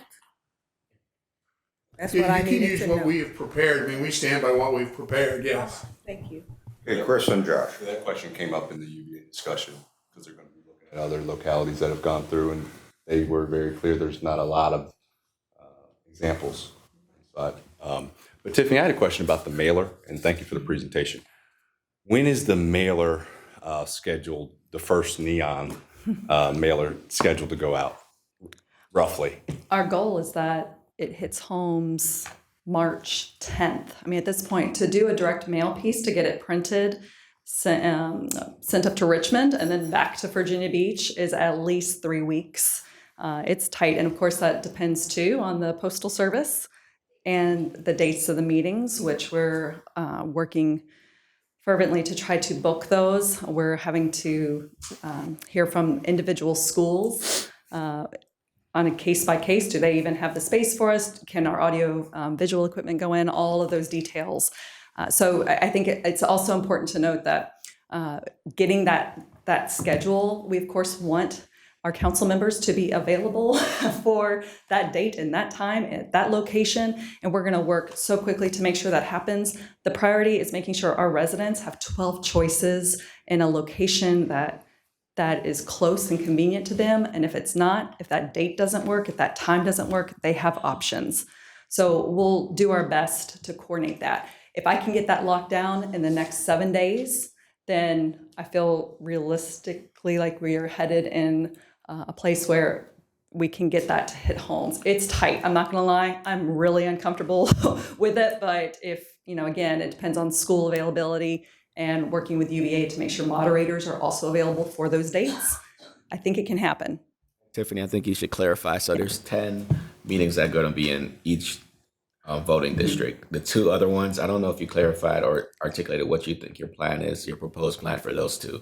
You go ahead and share that with the council. Yep, that's a great question. Right now, and this will be where council liaison input would be really important. For these 2 meetings, we may have those be virtual to avoid time, like a weekend or evening or lunch hour. It may be something that we could fully translate or have some translators come in. So we're trying to work through those 2. I know there was feedback with the original plan. Will one district get more than 1 meeting? And we don't want that to be a factor at all. So we're looking at having 1 in each of the 10 districts and then 2 100% virtual or translated, some kind of option there. Can you go to the slide mailer going out on the 10, roughly? Oh, do you want a copy of the direct mail piece or? Yes, okay. It was another one where it gave them the options. We have This one. What is this an example of? This would just be a layout of a flyer that we could print in mass or have digital copies available for civic leagues, neighborhood associations. And once those dates are finalized in those locations, we can put it in here. Again, it's just, we're thinking through copy. We have a very comprehensive community engagement plan, but within 30 seconds or 15 seconds or 1 flyer, how do I digest this in a way that the community will understand? So this is a look at that layout using the My City, My Representation, kind of the language of some of the feedback we heard from you when we first met to talk about the proposal, making sure our residents understood that the current 10-1 election system is one of a few potentially viable options. Here's what you'll learn when you go to one of the community meetings. And then ultimately, we need to know your opinion on the matter. So there will be the direct mail statistically viable survey that UVA will conduct, and then also that open source survey that UVA will also provide so all residents have a chance to fill out the survey. The results of that will be combined and provided to you. Okay, Josh and Barbara.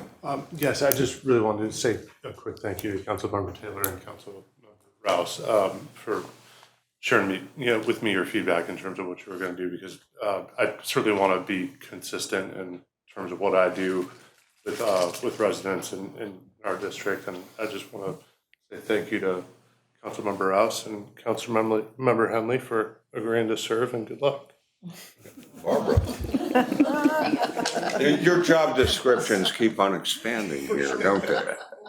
Thinking of one of these meetings per district, and I think of the size of District 2, it's pretty hard to think that there's going to be one spot in there that you can have a meeting that's convenient to everybody. So please we need to be a little bit flexible on all this. We do. We obviously have to meet capacity restrictions and fire code for gatherings. We're looking at, is there overflow space? And if not, making sure that we live stream and record these meetings. SpeakUpVB.com does allow residents who choose to watch virtually to provide public comment during the meeting too. So that is all captured. So whether they attend in person or watch virtually, they'll still be able to participate. So it's a very robust platform. We're so excited to actually have this opportunity to expand it and really use its full capabilities. Challenge. Yep. Yes. Rocky. Thank you, Mr. Mayor. I just want to make sure that all the citizens in District 1 show up for this. Show up and let's talk about this. And all the citizens throughout all the districts, show up and let's talk about this, because speaking for me, I can say all the knowledge doesn't reside at City Hall and all the knowledge doesn't reside at Richmond. We need to hear from you, the people. So make sure you turn out, and we'll just have to get the fire marshal to raise the number because we want to turn out in District 1 especially. But we want to hear from you, the citizens. This is your government. This is your election system. Make sure you please show out. And yeah, I can say that was a great thing. I know it's an awesome responsibility, but I think in discussions that we've been having, that what could be a tremendous outcome is a starting point for this type of civic engagement that we want to take forward. And this is just introducing to the public that yes, we're out here, we're serious, we're listening to you. And I think that we found in the satisfaction survey and plus the discussion members among council people that we want to include the public more in policy decisions. Look at this as a potential great first step. And just to prove to the public that we're out there, we're listening, and where they're going to be inclusive. And this is only the beginning. This is the start of the new 60 years. Tiffany and I had those discussions. So, okay, unless there's anything else, thank you very much. Tiffany, outstanding job. Template for the future. Okay, Mr. Dehaney. Mr. Mayor, members of council, at this time, Emily LeBose will give an update on our 531 memorial process.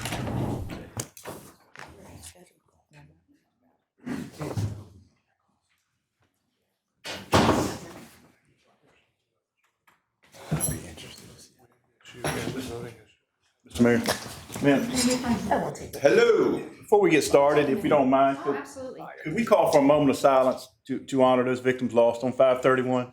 Oh, we sure can. Call for a moment of silence.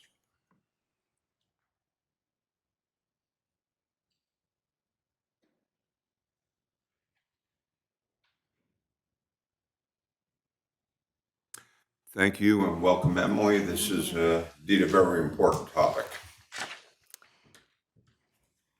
Honorable Mayor, Vice Mayor, members of council, thanks for having us today. I'm Emily LeBose. I'm the Director of Cultural Affairs, and I have the privilege and honor to work with the council-appointed 531 Memorial Committee and staff on the memorial planning process.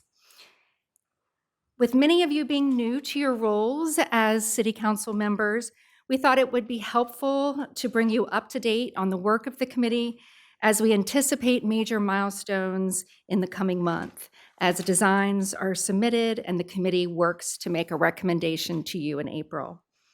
Today we'll cover the role of the committee, provide an overview of feedback efforts, review the committee's recommendations to City Council in July of 2022, and provide next steps. And we always start our 531 Memorial Committee meetings by remembering the reason we are together, to remember those we lost on 531, and for those who will be forever impacted. Their memory and the legacy of their work inspires and guides our work to plan a memorial that is worthy of their memory. Following our tragedy, the city experienced an outpouring of support nationwide. Sadly, we became part of an informal network of communities that have endured mass violence. Communities like Newtown, Connecticut, and San Bernardino, California, have been instrumental in guiding the committee and staff in the memorial planning process. As we gained insights, learned from their processes, and listened to their challenges and outcomes. From these conversations, 3 main lessons were emphasized again and again. These lessons shaped our process. The first one is create a memorial committee to guide the process. Committees have taken different forms in different places, but it's important to have a group lead the community through the process. Number 2, the second lesson we learned is to seek professional assistance in the facilitation of the committee's work and engage a family and survivor liaison. The city hired a third-party firm, Kearns and West, which facilitates our memorial meetings and serves as the family and survivor liaison to facilitate family outreach on memorial planning, represent the families and survivors fairly at each committee meeting, and ensure that the memorial has elements that speak to each of them and their loved ones. As shared to us again and again, transparency and communication is vital and should be clear and frequent. Feedback from the families and survivors in our community are key while building trust throughout this process. Our committee meetings are open to the public and streamed live. Recordings are archived on our city's website and on the Love for VB website. We post committee meeting minutes and communicate on a regular basis with families and survivors through our liaison.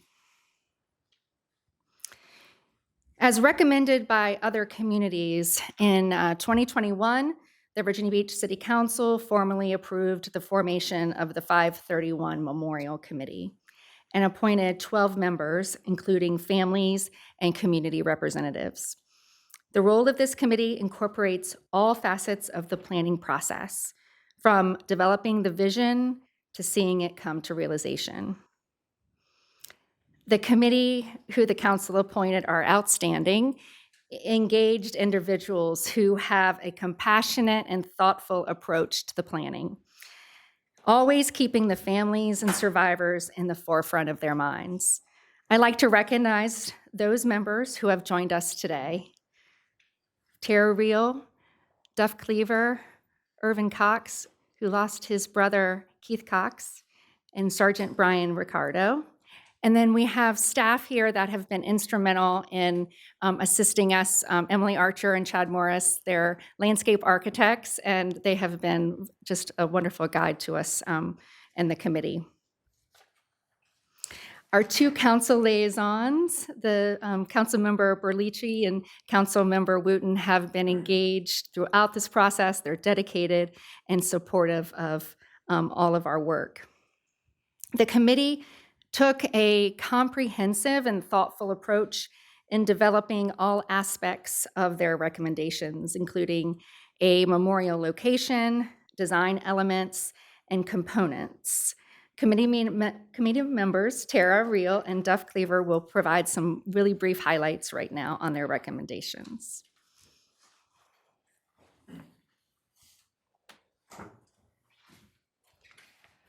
Welcome, Tara. Good to see you.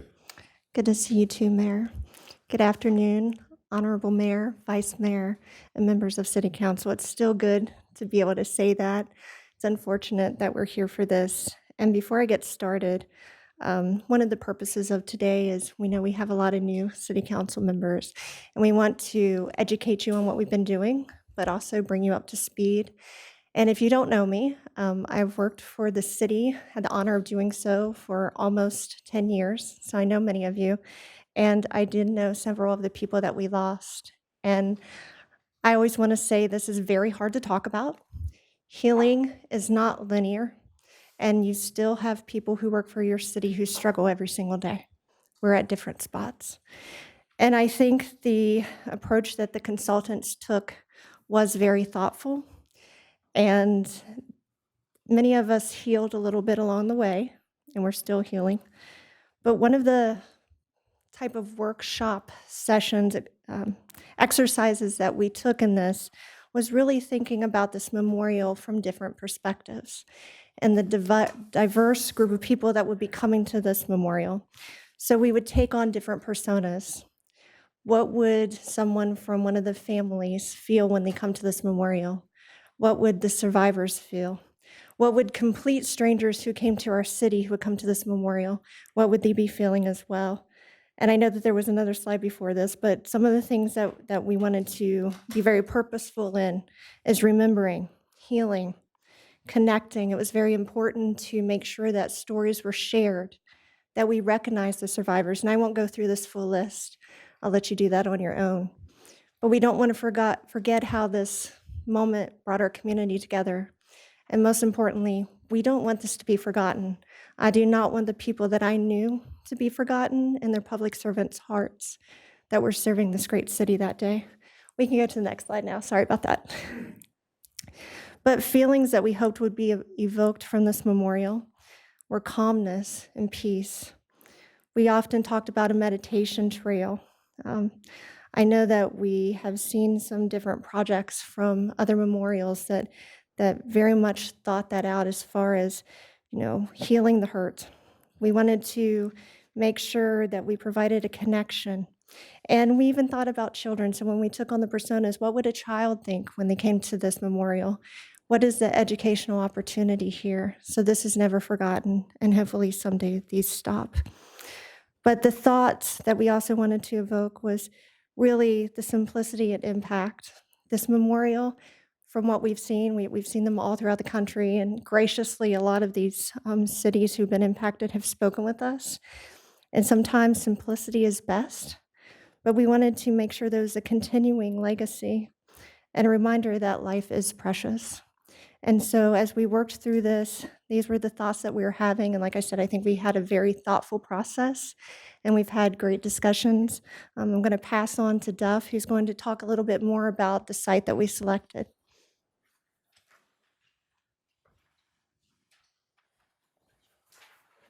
Welcome and thank you for being here. Good afternoon, Mayor and members of council. It's a pleasure to be here. I want to start by keying in on something Tara just said at the very end of her presentation. I've been involved in many city-appointed committees and commissions. I sit on a lot of charitable boards. But for me, the most wonderful surprise, and it probably shouldn't have been a surprise, in this process was the fact that from the volunteers on the committee to the members of city staff to the family members that have visited our sessions, the open sessions, this whole process from the very beginning has been an outstanding example of how the private citizen and city government can work together in a thoughtful and careful way to bring about great results.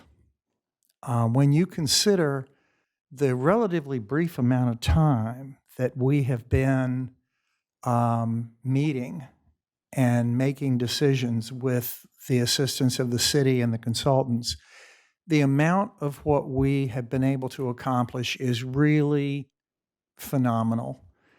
And I know that one of the other elements that we were made very aware of through the involvement of representatives of other cities who had unfortunately had the same type of tragedies that we're experiencing was that they felt that much too much time elapsed before they were able to marshal their forces, put together a group of people, and erect a monument. And I think that we're in wonderful shape here. We've been able in short time to put together a very thoughtful set of recommendations, and we are rounding third and heading home from the standpoint of putting together a design team. So let me begin by saying you may or may not know that there were actually a total of 8 sites for the memorial that were put forward.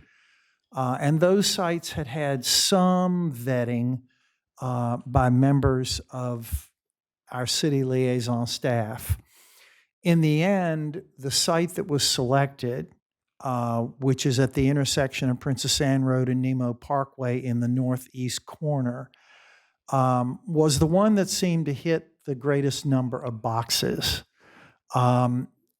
It had a water feature, so there was water there that could be manipulated, and indeed water was one of the major design materials that seemed to come up again and again and again in the evaluation process as to what the memorial should include.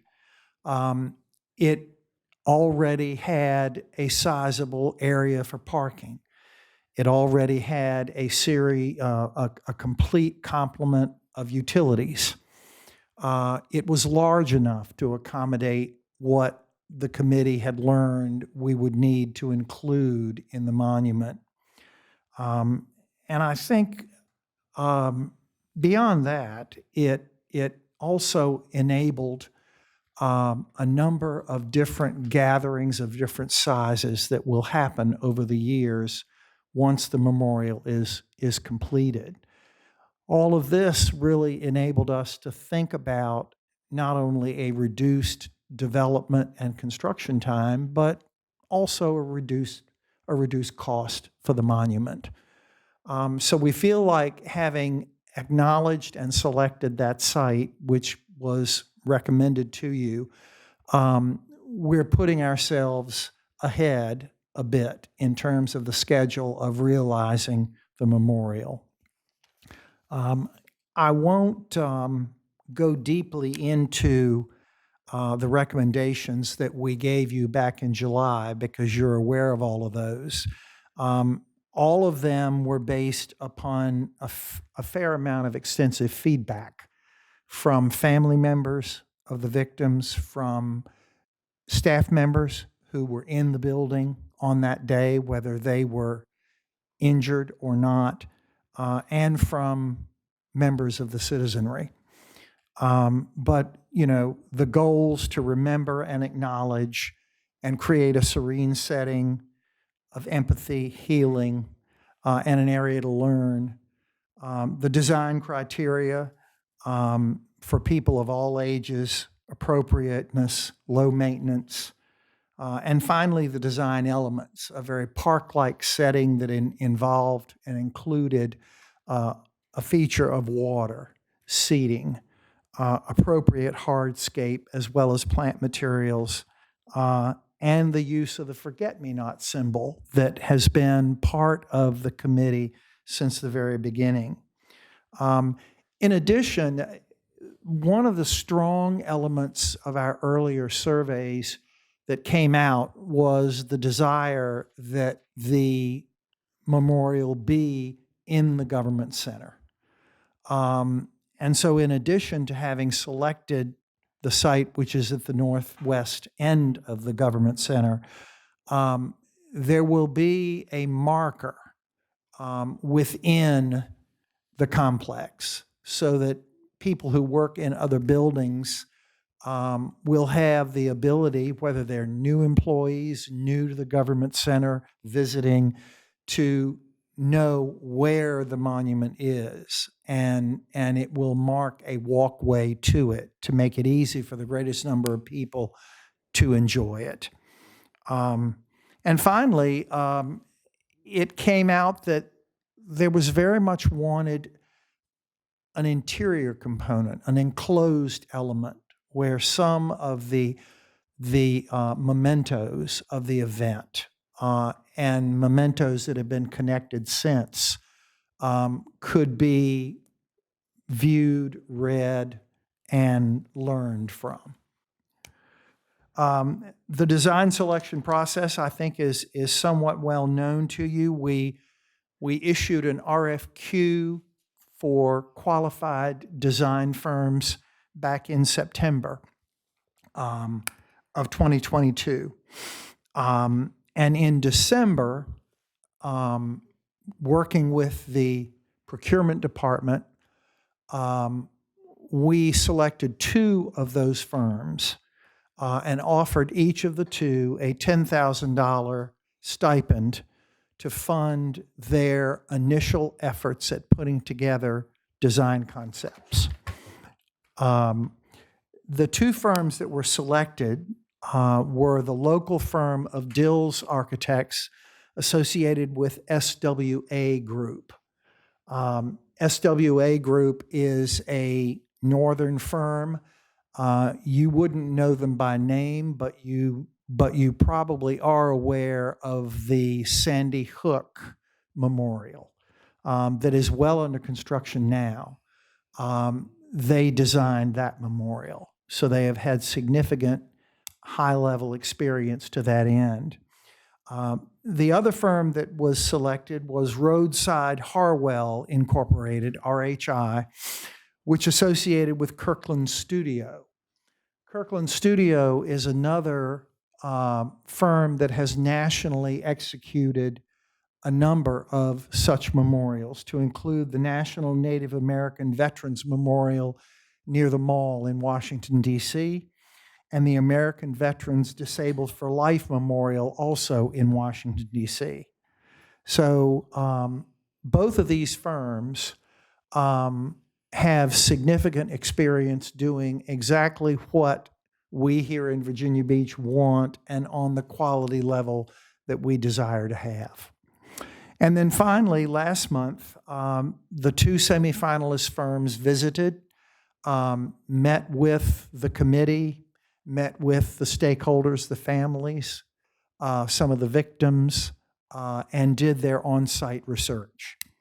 And then on the 24th of this month, both of these firms are to submit conceptual plans, descriptions, and opinions of probable cost from the shortlisted, by the two shortlisted design firms. So this spring, we will be evaluating those packages and making a recommendation to you as to which firm we want to move forward with. Thank you.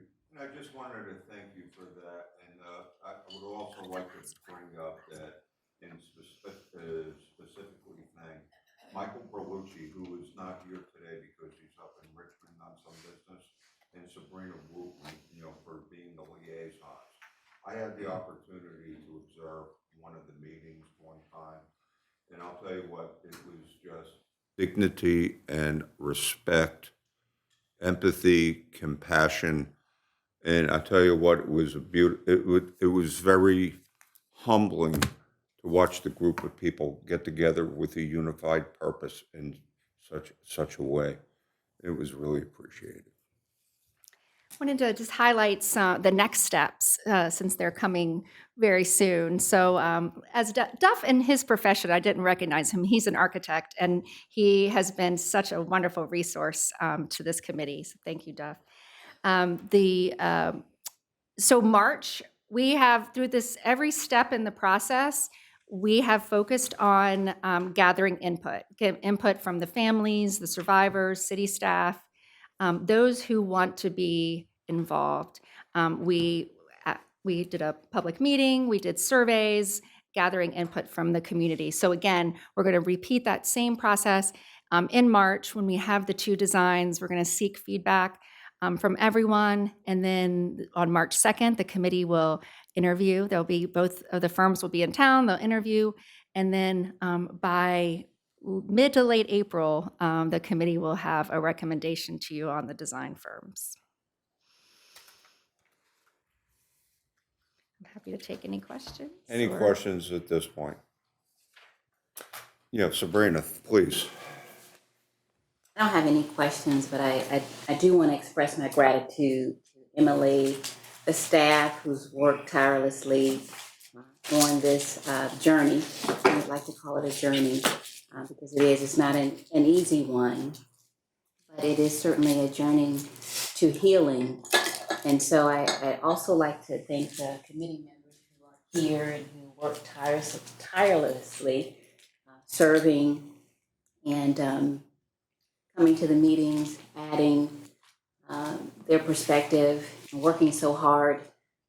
One of the things I really would like to express my appreciation is how the families are engaged. I really see the effort of the committee members and the facilitator that we had involved really reached out to engage the families.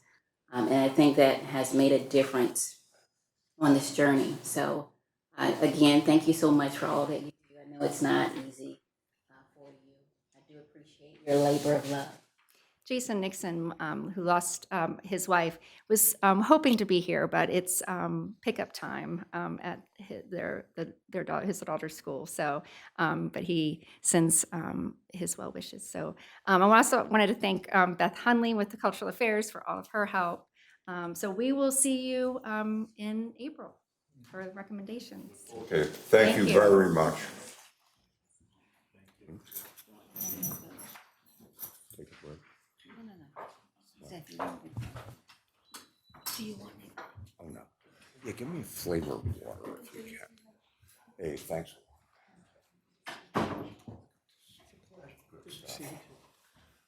Okay, Mr. Dehaney. Mr. Mayor, members of council, at this time, Police Chief Newdigate will come and give council an update on our crime statistics for the previous fiscal year and an update on some of our recruitment efforts.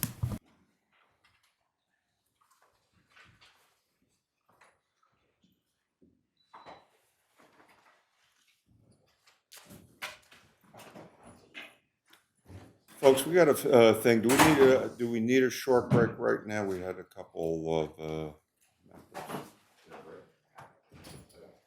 Okay, how about 5 minutes?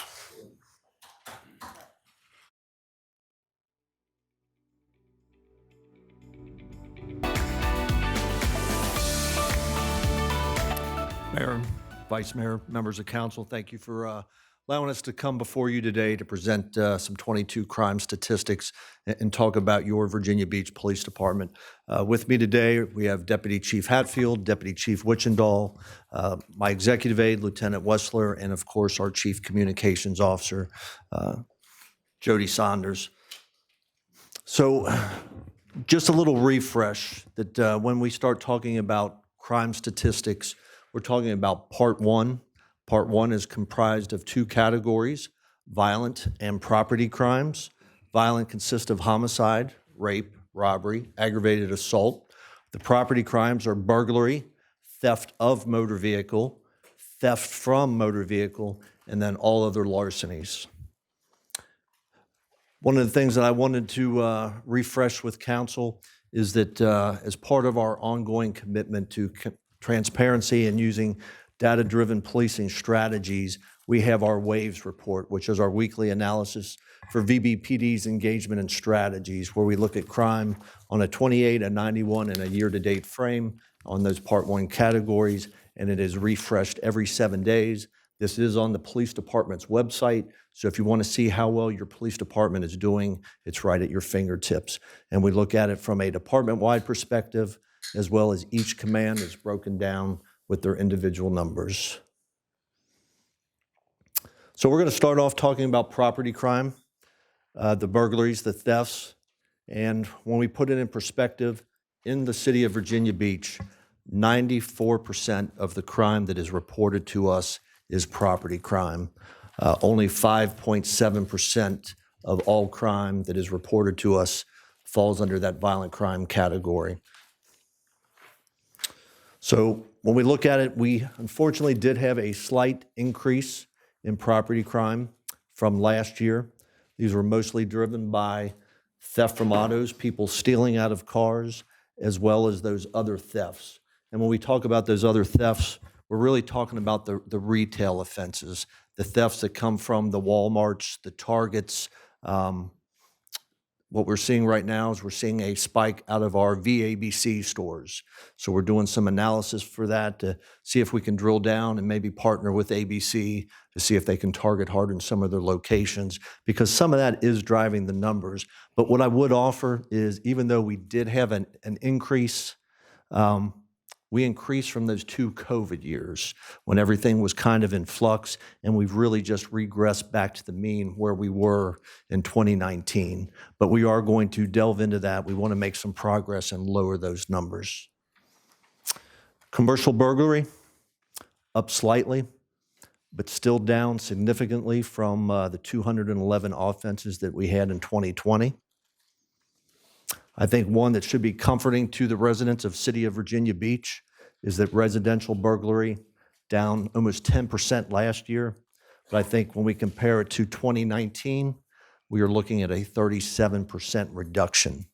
And I mean, we can attribute this to that we know with COVID, a lot of folks are working from home, so the decreased opportunities for our residents to be victimized, but it is still a win for us.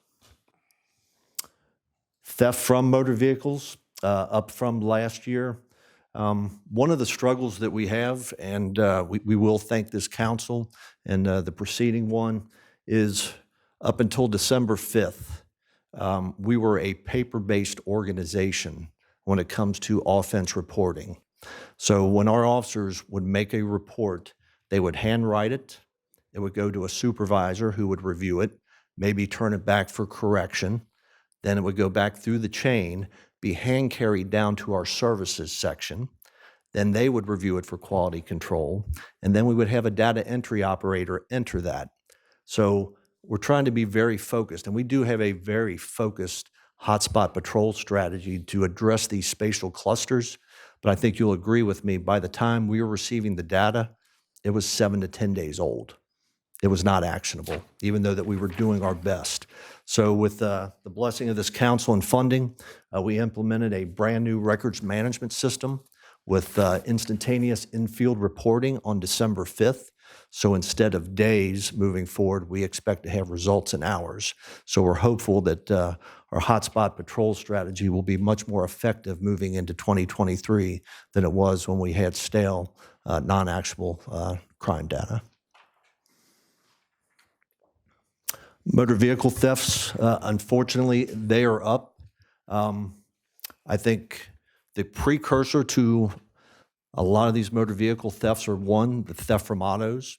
We have individuals that will try to look in your car and steal anything of value, but now it's real easy. If the door's open, they will also sit in the seat and push the button and see if the car will start.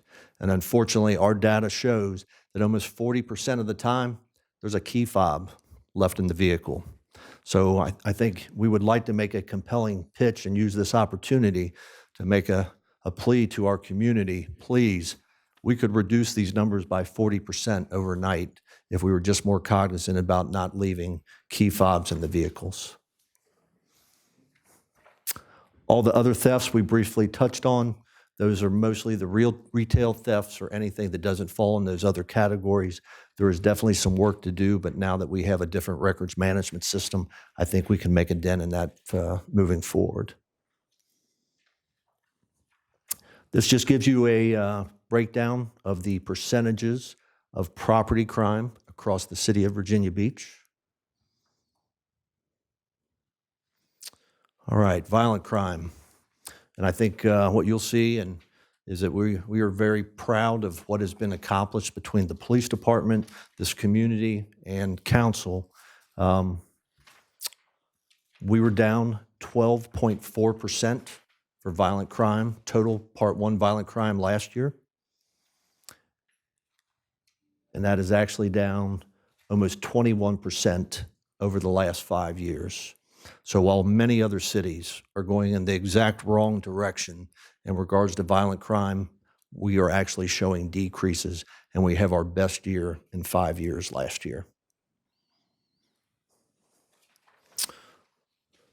Our rapes were down 23%.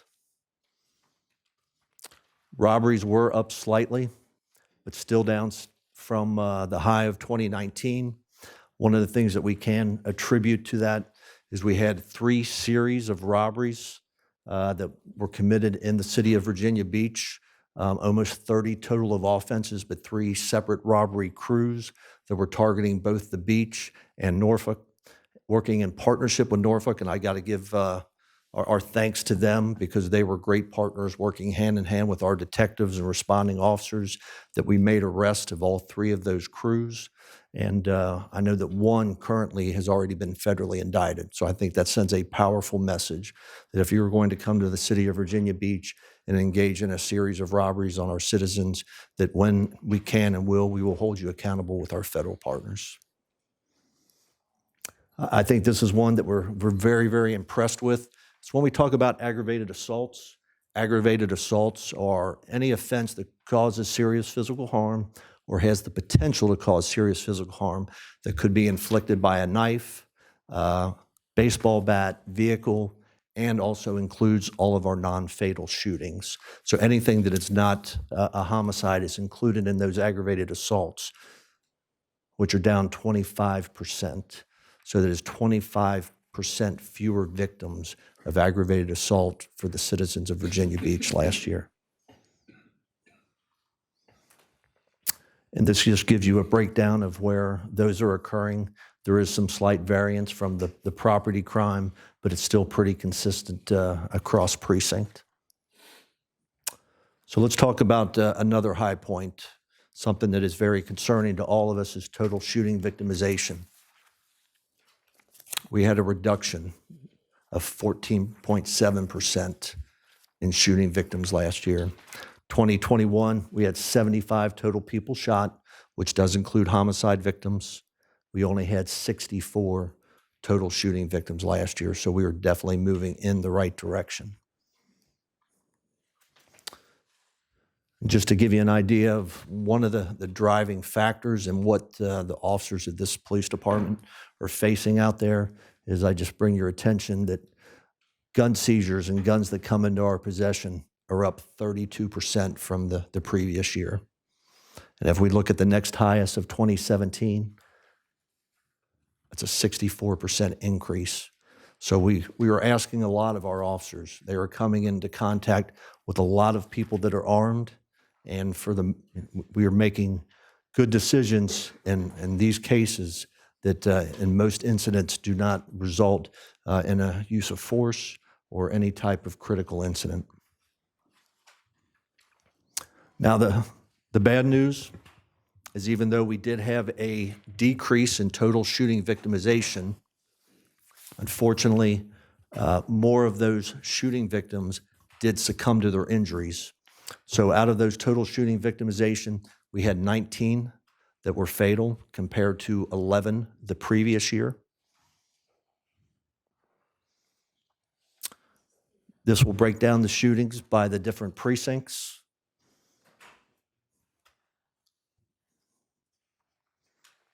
And this is a spatial map to show you the clustering of where the shootings are occurring. So the yellow triangles are homicides, the red dots are non-fatal shootings. And what I would like to show you, this is for 2022, but I'm going to show you the map from 2021. And what I would like to draw your attention to is the strong clustering that we had in the oceanfront in the 227 zone, and that we had in Western Bayside in 326. That is where a lot of our focused efforts went during this last year, was to disrupt that high saturation of clustered shooting activity. And I think the men and women in partnership with this community did a pretty fantastic job of decreasing those numbers. I know it comes up, we talk about juvenile crime and what it looks like for us in City of Virginia Beach, so I did include some demographic slides just for your reference. When we look at the age of shooting victims, 12 of those were juveniles last year. And then we do have it broken down by sex and race for your information.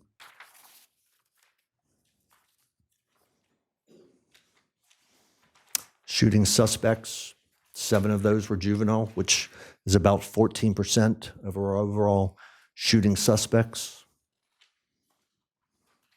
And then broken down by sex and race. Talk about homicides. So we did indicate that we did see a 53% increase because trying to put it, some of the activity that we're seeing is more intentional, it's more lethal, it's designed to draw a fatal outcome. And I think we all know that really the only difference between a fatal shooting and a non-fatal shooting is primarily accuracy, prompt medical care, and proximity to advanced medical care. So what I would also offer is these numbers would be much higher if it wasn't for the great work of the EMS department, our first responders that are out there. We've seen a number of videos. All of our officers carry tourniquets now. They carry first aid equipment that they can plug gunshot wounds.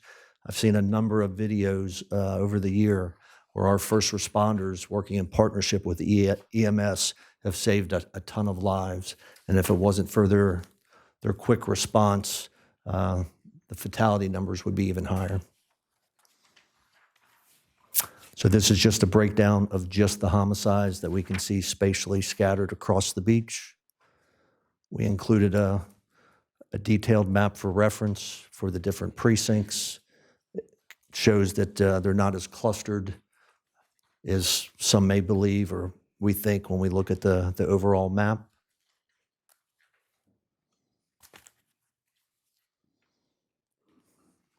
Our homicide demographics, 21 of our victims were adult, 2 were juvenile.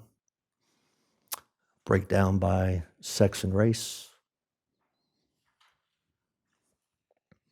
Suspect demographics, 15 were adults. I think 4 are juvenile, which is actually an increase for us, which does start to, beg, what is occurring with our youth, and are we doing enough? And I know the mayor and vice mayor have a task force going on that we think will address this. One of the things that we've done from a police department perspective is we have a lot of engagement going on. We have a lot of youth engagement initiatives, but they were spread out in the police department. So we have designated Lieutenant Kevin Loki as the head of our youth services unit. So all youth initiatives will now fall under a centralized command so we can be up to date and really know what's going on and know who has their finger on the pulse of what's going on with our youth in the VBPD. Homicide suspects by sex and race. So how good are we at bringing justice and closure to families? For 2022, we have a 78% clearance rate. That means we have successfully closed 18 out of 23 of our homicides. We do have substantial leads on several of those that are not currently cleared.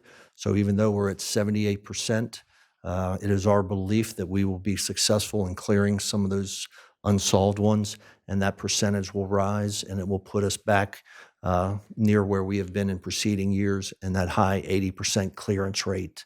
And I think that it's a testament to the men and women of the department. It's a testament to those that work in the Detective Bureau and their commands with Captain Pat Harris, who is here, and the partnership that we have with the community. Because when you look at the national average, 1 out of every 2 homicides goes unsolved. That is the national average, 54%. So we are bringing closure in a much greater capacity than, unfortunately, many of our peers. And we have to thank the community, because what I've seen in my time here that I did not see in Ohio is we have much greater citizen cooperation, that when these events do happen, they are willing to come forward and they're willing to partner in the criminal justice process to hold people accountable. And I think that that speaks volumes to the community that we have here in the beach, and we thank them. Rosemary? Okay. Oh, one of the things that is concerning, and I will admit right now that I do not have an answer because we're in this nebulous world when it comes to cannabis, but something that we haven't seen, the number one contributing factor motive to our homicides right now, 7 of those were drug related. 6 of those 7 were the result of marijuana sales gone bad. They were directly linked to robberies of individuals either selling or buying low amounts of marijuana. And it should be concerning to all of us that we have young men dying in the city of Virginia Beach over $200 of marijuana. So where we are currently, there is a prevailing belief out there, I think now, that marijuana is completely legal, but unfortunately that is not the case, which makes it a very cash-driven business what lends itself to these opportunities. So when we do our regional comparison, here are the numbers for our sister cities. And as you can see, we come in at number 2 when you look at just sheer numbers with 23 homicides. But when you look at our numbers per 100,000 residents, it actually puts us in the lowest category. One of the things that we always like to take a look at is it's not always an apples to apples comparison when we're comparing to our peer cities and Hampton Roads. So we want to look at other cities our size. They're in between that 400 and 600,000 residents. And that is what that picture looks like from Atlanta with 170 homicides, Oakland 120, down to us with 23. And that's when compared per 100,000. So I think, when I hear many of you say it, that, we are one of the safest large cities. That is absolutely factual if you look at the data. I know sometimes we have to address perspective, and we're very cognizant of that, but the numbers tell a very compelling picture for us. One of the things that we wanted to touch on real quick is sworn staffing. With the blessing of this council and the city manager, we've put in a number of initiatives, including hiring bonuses. And one of the things that's been very beneficial that has kept us able to do the good work that we are presenting is the increase in hiring of laterals. So we hired 23 certified laterals last year.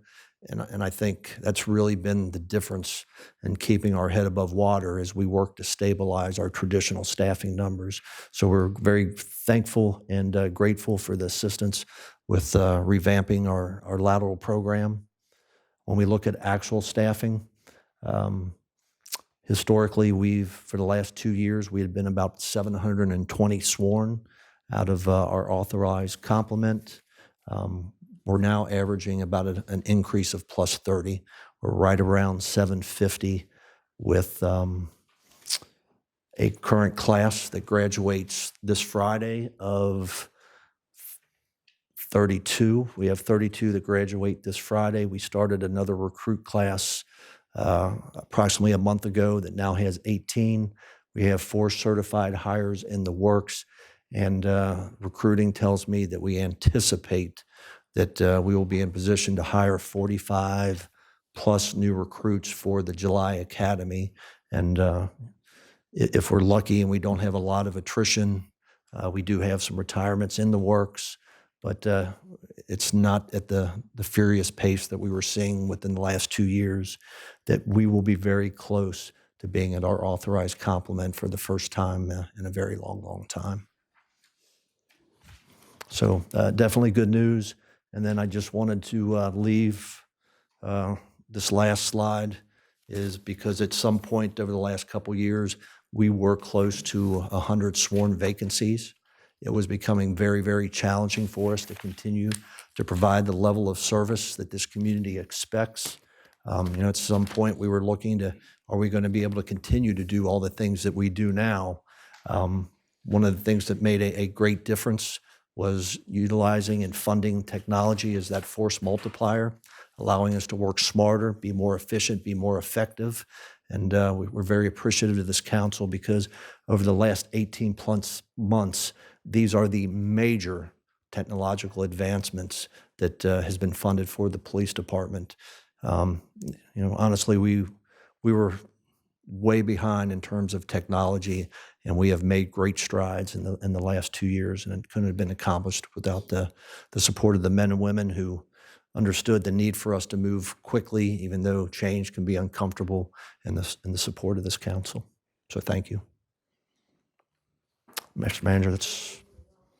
Good stuff. Rosemary. What a wonderful report, and want to thank you and your leadership and the wonderful men and women who work every day to keep us safe, but also the council that has invested in public safety. And what we've done with salaries and with the technology, it's really paid off. It was money well invested, and look how it has paid off. And these statistics, you're never going to be perfect with crime, but Yes, ma'am. they're really, really good. And I really want to thank you so very much for that. I do have just a curiosity question.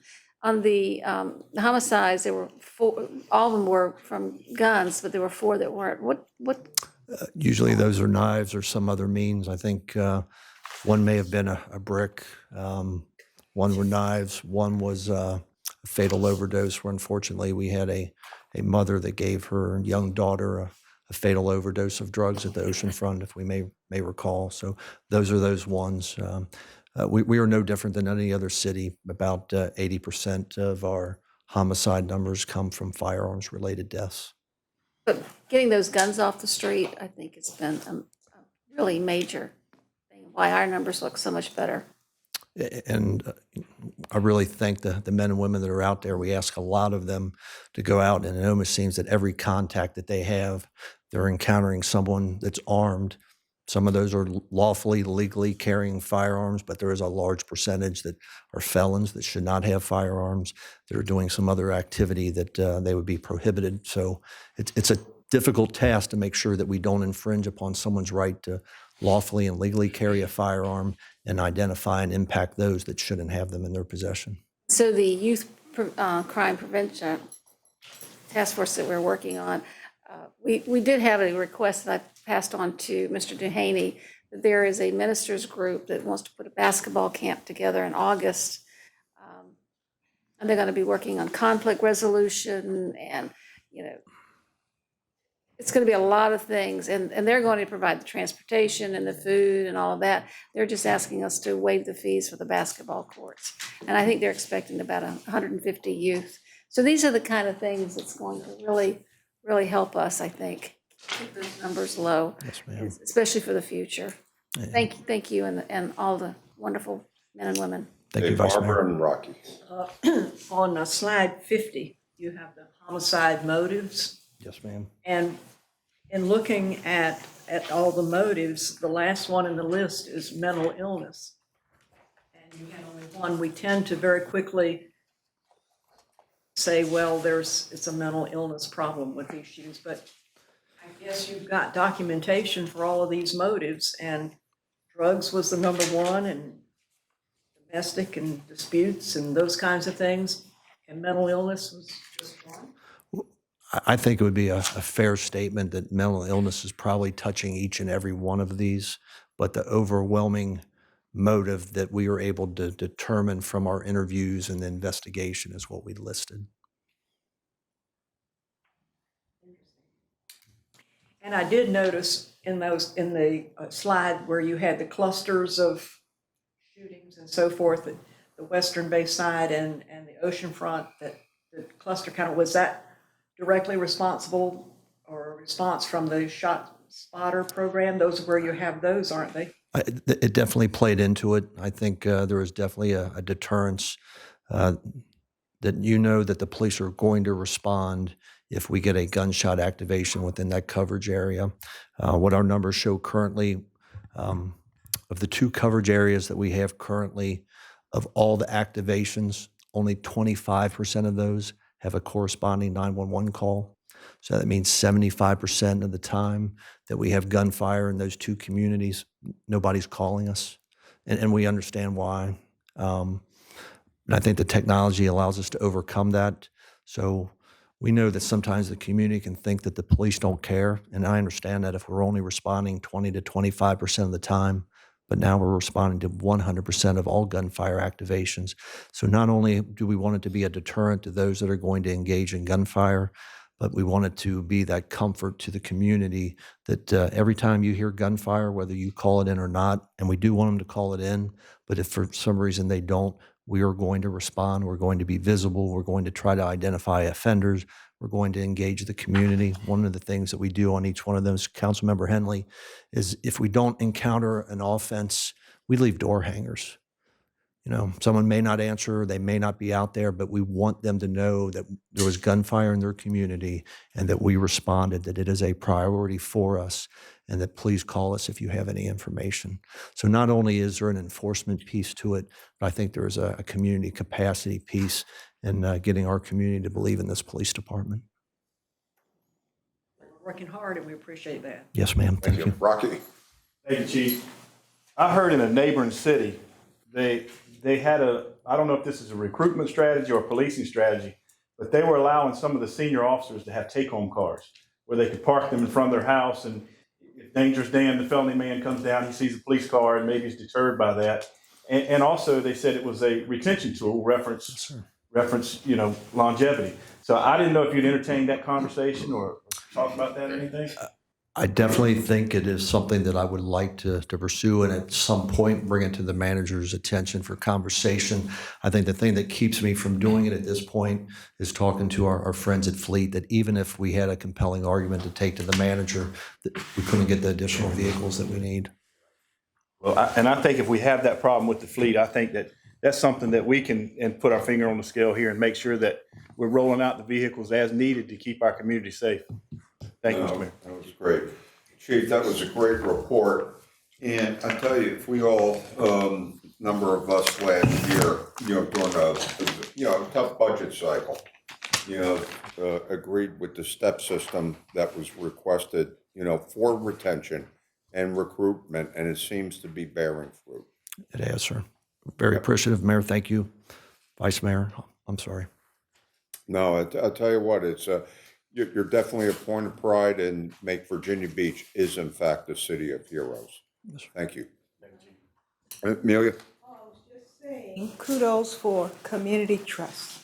Yes, ma'am. This is what this all comes down to, and we're seeing the details from it. Thank you. It equally as important as the numbers we presented. Thank you all. Okay, any council comments at this point? Barbara and then Rosemary. Well, I didn't raise my hand, but we did talk, and you did suggest that I revisit this question with the council since it was maybe not completed at the last time, and that's how we deal with this issue of individual council assistants. I still would like to see that ordinance that deferred last June voted on, but if we choose not to do that, we do have the incompleted issue from the city manager's letter this year of January 27th, when he attached the presentations that he had sent last May after the budget was adopted, asking how this was going to be implemented. And I just read all this, and we haven't answered these questions at all. I really am concerned about hiring people from just a temporary service. And I am extremely concerned that we're going to be paying these people almost $20 an hour when we have many employees with the city who make less than that. And what are going to be the resources provided to these assistants? I believe we had a transmittal from the clerk on how we're going to work with this, and just what their duties are going to be. There are a lot of questions that have not been resolved in how all of this is going to be implemented, if in fact that's where we're going. I still go back to going to that transmittal letter that said we were asking for ASSISTANCE, not ASSISTANTS. And there's a big difference. But anyway, I think this is an unresolved question. I think we still have a lot of issues that have to be answered. And if you read the transcript from last June 22nd, I believe it was, when we had that ordinance that Councilman Moss and I put forward, the discussion asked that it be deferred so we could have more input from the public and more talk about how it would be implemented. And of course, it was never brought forward to have that discussion with the public till we got to the retreat this year and had that little discussion that apparently resolved everything. But I still think the question out there of how is the public going to respond to this? I can just tell you that I got pretty negative feedback from my forum with people who said, well, you're just putting another layer between the citizens and their representatives. And I think that might be the way it's visioned. But I think we need to look at these proposals, and if we are going to have these individuals hired, we really need to answer these questions for the city manager. Okay, Chris? I think Rosemary was. Rosemary? Oh, I have two things. One is, back in December, I brought up that we wanted to have a joint committee, a joint task force between the school board and us on vocational education. I just wanted to let you know that had a hard time trying to get a meeting together, but we've got a meeting now scheduled with Vice Chair Weems, Taylor Adams, and Sarah Lockett that's going to be speaking next week, and myself to start pulling that all together and figuring out what membership would be and all of that. And the superintendent has offered to dedicate some funds if that task force needs it. Secondly, I've got a ordinance to be considered for next week, and this is about dogs on the boardwalk. Currently, in the off-season, dogs on a leash can be on the boardwalk 24/7. But in the summertime, which is from Memorial Day through Labor Day, they're only allowed from 6 a.m. to 10 a.m. And this has kind of been like a little pilot program to see how it worked, and it's really worked pretty well. I can tell you I'm out there every day. I get to see them. And I brought this before the RAC, and I believe Worth was there.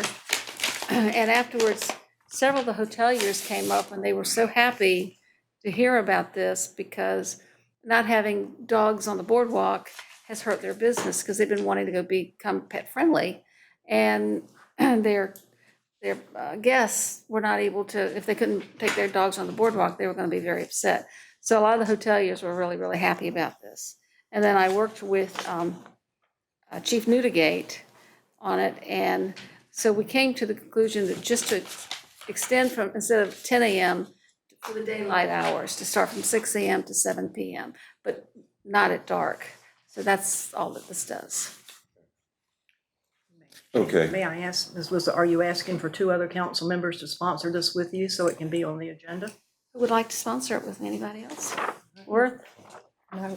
Amelia? Great, wonderful. Anybody else want to be on it? Good. Any more dog lovers? And on behalf of my zoo. I got it. You can add me on behalf Oh, of my good. dog. Same Who here. doesn't like dogs? Okay, Chris? Yes. We have a pretty big issue coming before us next week with the approval and the school board's entry into the interim agreement for the schools. And Rosemary and I are on the joint, the liaisons to the joint modernization. And we've had one meeting, and then we've kind of had, discussions with individual members. But ahead of it, I did request for your packets, the superintendent's estimate of needs. I don't know if everyone was able to get this. So I just wanted to kind of go over just a few items as it relates to going into the week before the vote. I think it's important that, we do have to modernize these buildings. We have to upgrade the buildings. But in doing some research and reading through the report, it does appear our students and our teachers are performing really well within the schools they have. Not to say the buildings aren't important. But in speaking with teachers, it is important with what's going on inside of the schools, and that we're supporting that. For instance, Bayside 6th grade campus was named a 2022-23 National ESEA Distinguished School. The school is acknowledged for demonstrating exceptional student performance for 2 consecutive years, so that's important. And the current facility, and reading through some of the superintendent's estimate of needs, which you all have. It looks as though, he's quoted as saying, our public schools will continue to work towards cost-saving measures for the taxpayer, such as investigation of various procurement methods, various is a important word, including the Public-Private Education Facilities and Infrastructure Act, PPEA, for the next 3 replacement schools. And one of the big issues was I've heard in talking with school board members, some council members, and then residents is, we don't want to kick the can down the road. I don't know if anyone's heard that one. Prices will go up if we do nothing. And I'm going to get to some information that's within this packet. It appears the prices have already gone up in terms of this representation. And then the children and teachers need better buildings. And I've heard this is the best option. And so in context, as we enter into this pretty substantial decision, acknowledging that our student enrollment has declined by 6.1%. And it's according to the Weldon Cooper Center for Public Service, who we're using. So that's important that they're doing good work for our schools. But page 43, if you want to take a note in this packet when you get a chance, we were all presented on, I believe, the 7th. Melissa Ingram came before us and gave us the presentation and looked at the school modernization, the prices. And I was kind of surprised when I read through the superintendent's estimate of needs. It appears those 1-015, the Princess Anne High School replacement, that CIP has gone from 162.7 million to, in the superintendent's presentation, 247,176,536. So I wasn't aware of that. And then when you look at Betty F. Williams 1-028, that was presented to us at 68.4. And within the superintendent's estimate of needs presentation, that has ballooned to $81,845,143. And the largest increase, 1-029 for Bayside High School replacement, we were given the information that was currently at $197 million. And in reviewing the superintendent's estimate of needs, that has ballooned to $385 million, $8,854. And so I wanted to bring that to the attention of the council as we prepare to make these decisions. It appears that before we even make a decision or enter into an agreement, the prices have gone up. And that's, again, within the presentation that the superintendent's presenting to the public. And then I think it's also important to recognize the school division received an unsolicited PPEA proposal for the replacement of the 3 schools. We don't have insight into that second proposal that they received. They said it's proprietary, and they're looking forward, quote, to move forward with a preferred offer on the interim agreement. I think it's also important, as we have limited amount of funds and pressing needs.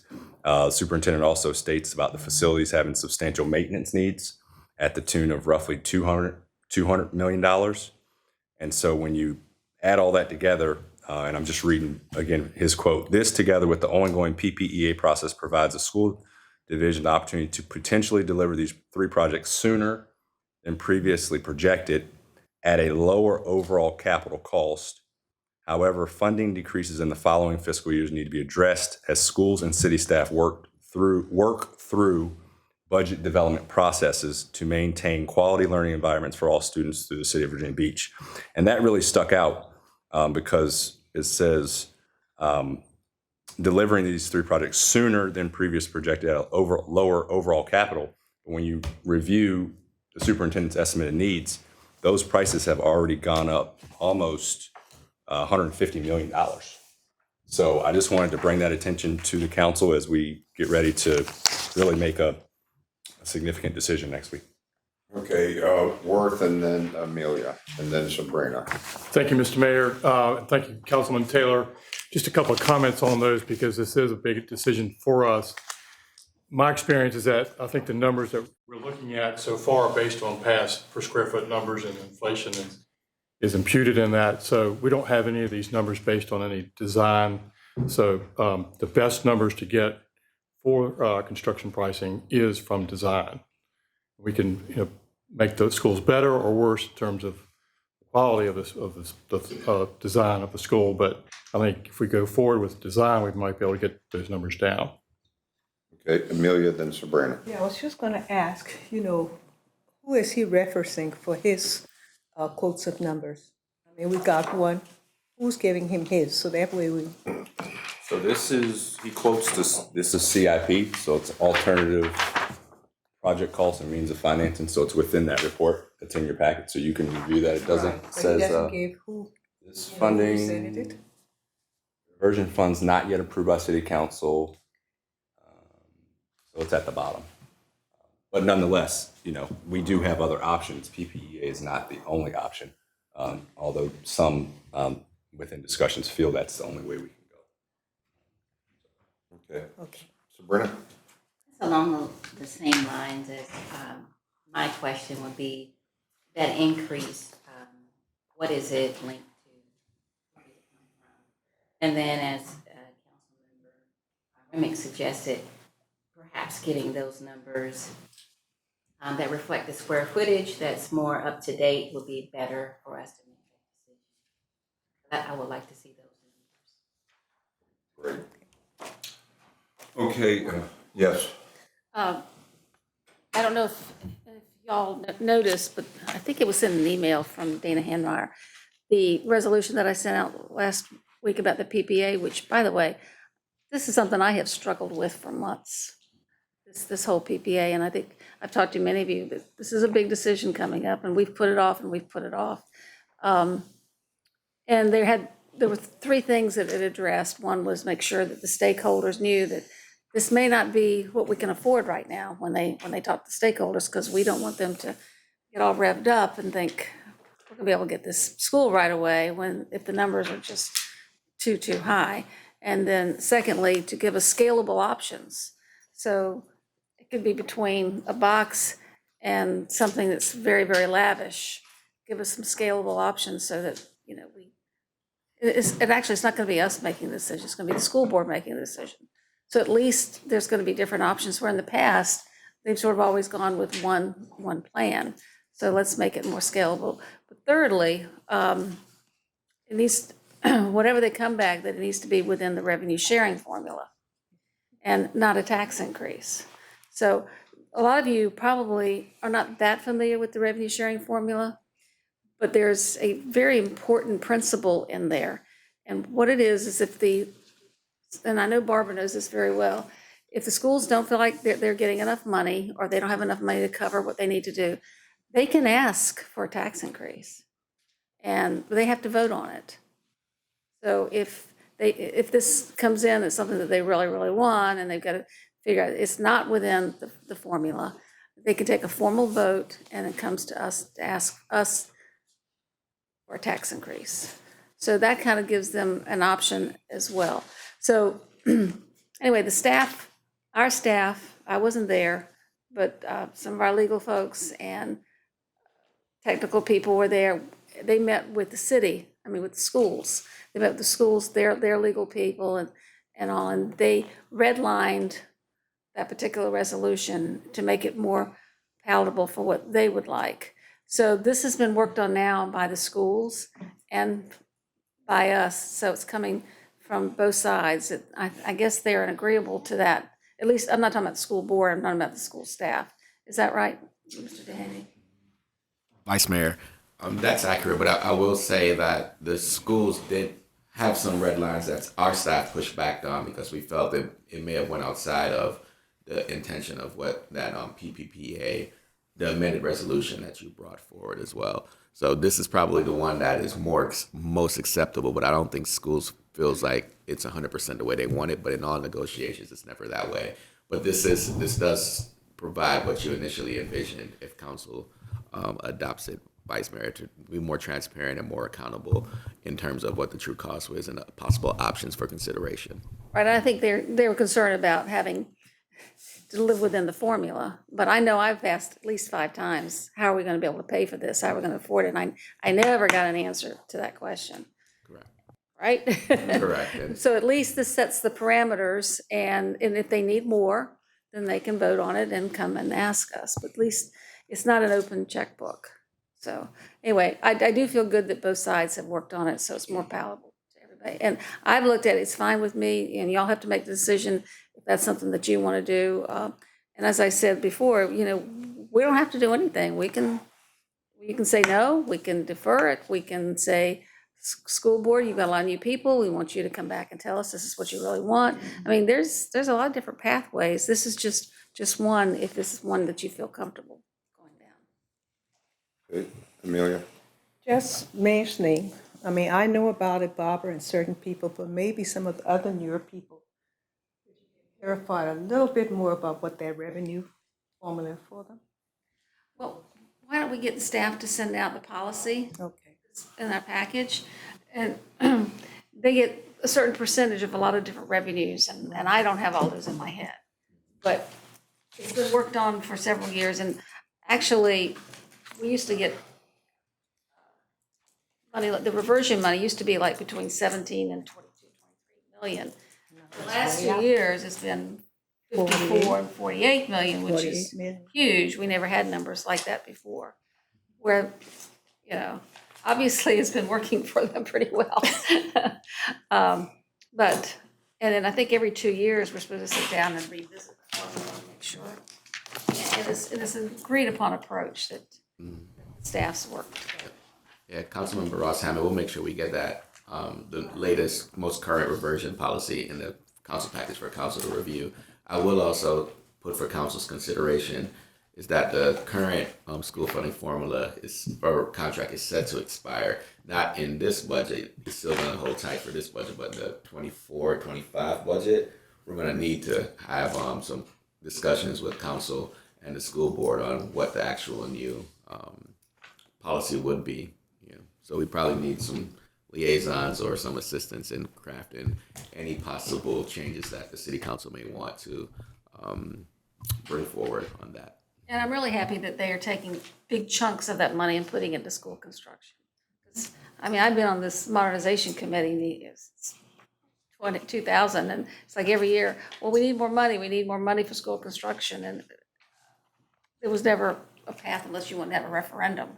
And they never wanted to have a referendum for it. So at least this reversion money gives them some big chunk, and then this pay-go money, which means it's not, you don't have to pay interest on it.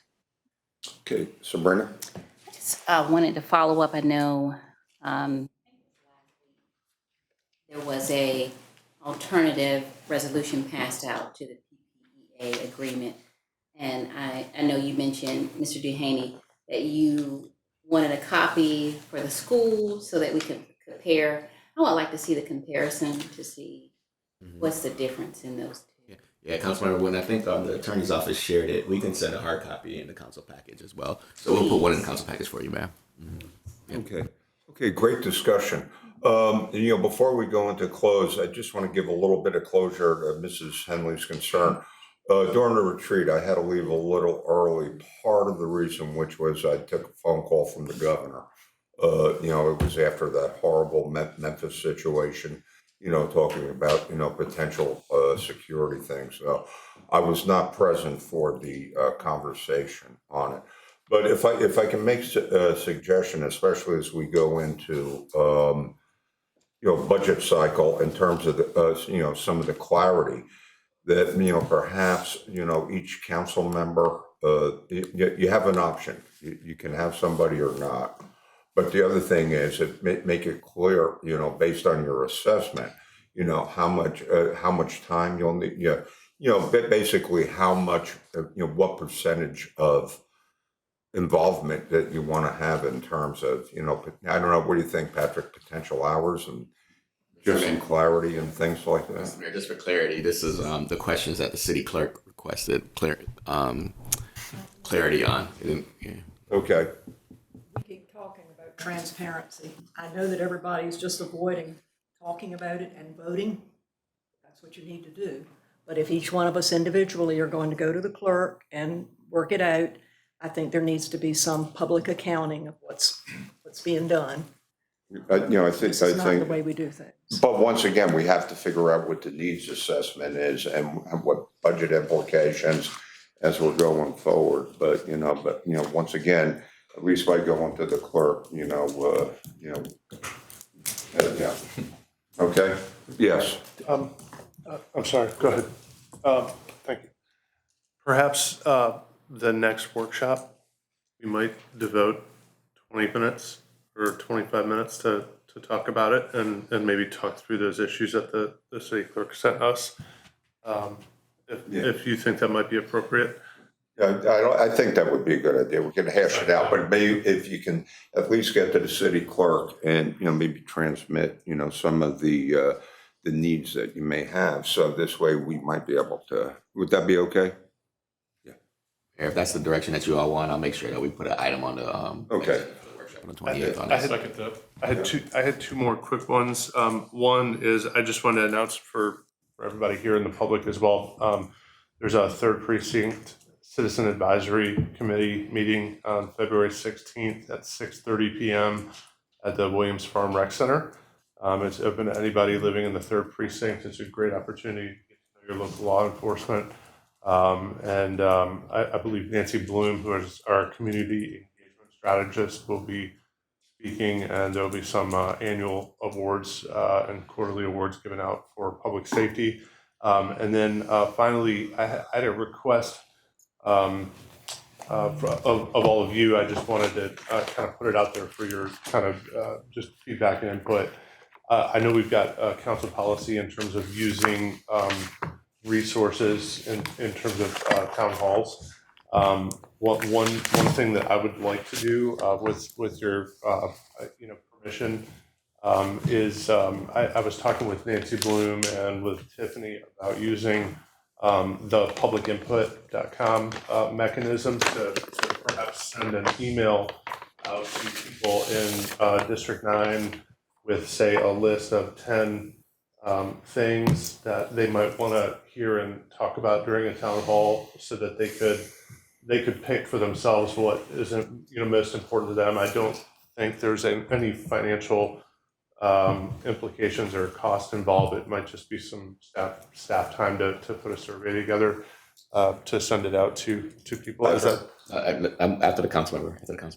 I wanted, and I think Nancy may have mentioned it to you, but I just wanted to put it to everybody. Make sure everybody was okay with that. Yeah.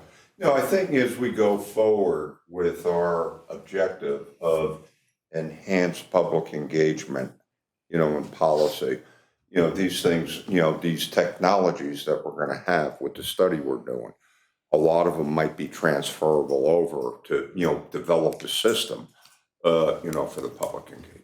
And Mr. Mayor, I did have a communication with the communications director, and I agree with you, Mayor. It's one of the things that came out of our resident survey, that the public wants more engagement with the council on policy development and other things that go on with the city. But we're coming into a resource crunch in terms of meeting the expectations that council has for us. So I did ask this communication director to put together a presentation of what we currently are offering and what some of the things that we've been asked to do, which I think are appropriate, but we're not currently resourced for that.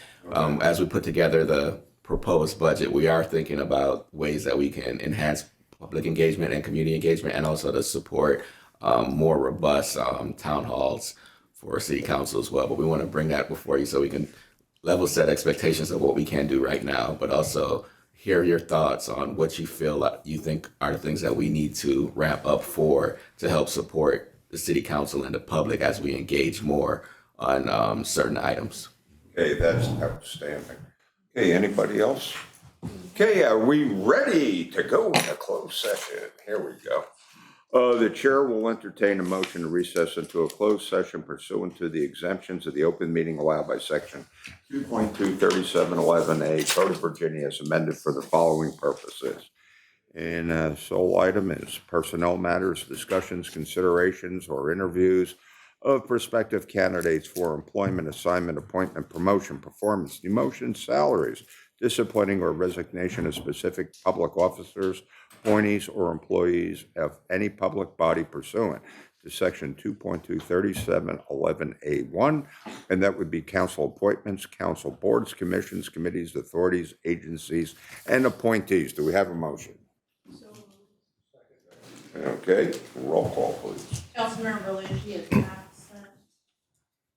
Councilmember Henley. Aye. Councilmember Holcomb. Aye. Councilmember Remick. Aye. Councilmember Ross Hammond. Aye. Councilmember Rouse. Aye. Councilmember Schulman. Aye. Councilmember Taylor. Aye. Councilmember Wooten. Aye. Vice Mayor Wilson. Mayor Dyer. Aye. Okay, we are recessed in.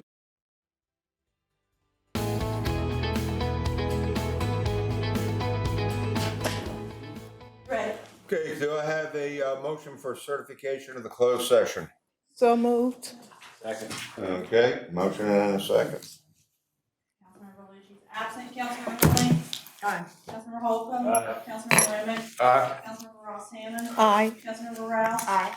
Councilmember Schulman. Aye. Councilmember Taylor. Aye. Councilmember Wooten. Aye. Councilmember Vice Mayor Wilson. Aye. Mayor Dyer. Aye, By a vote of 10 to 0, certify the closed session in accordance with the motion to recess. we are adjourned. Thank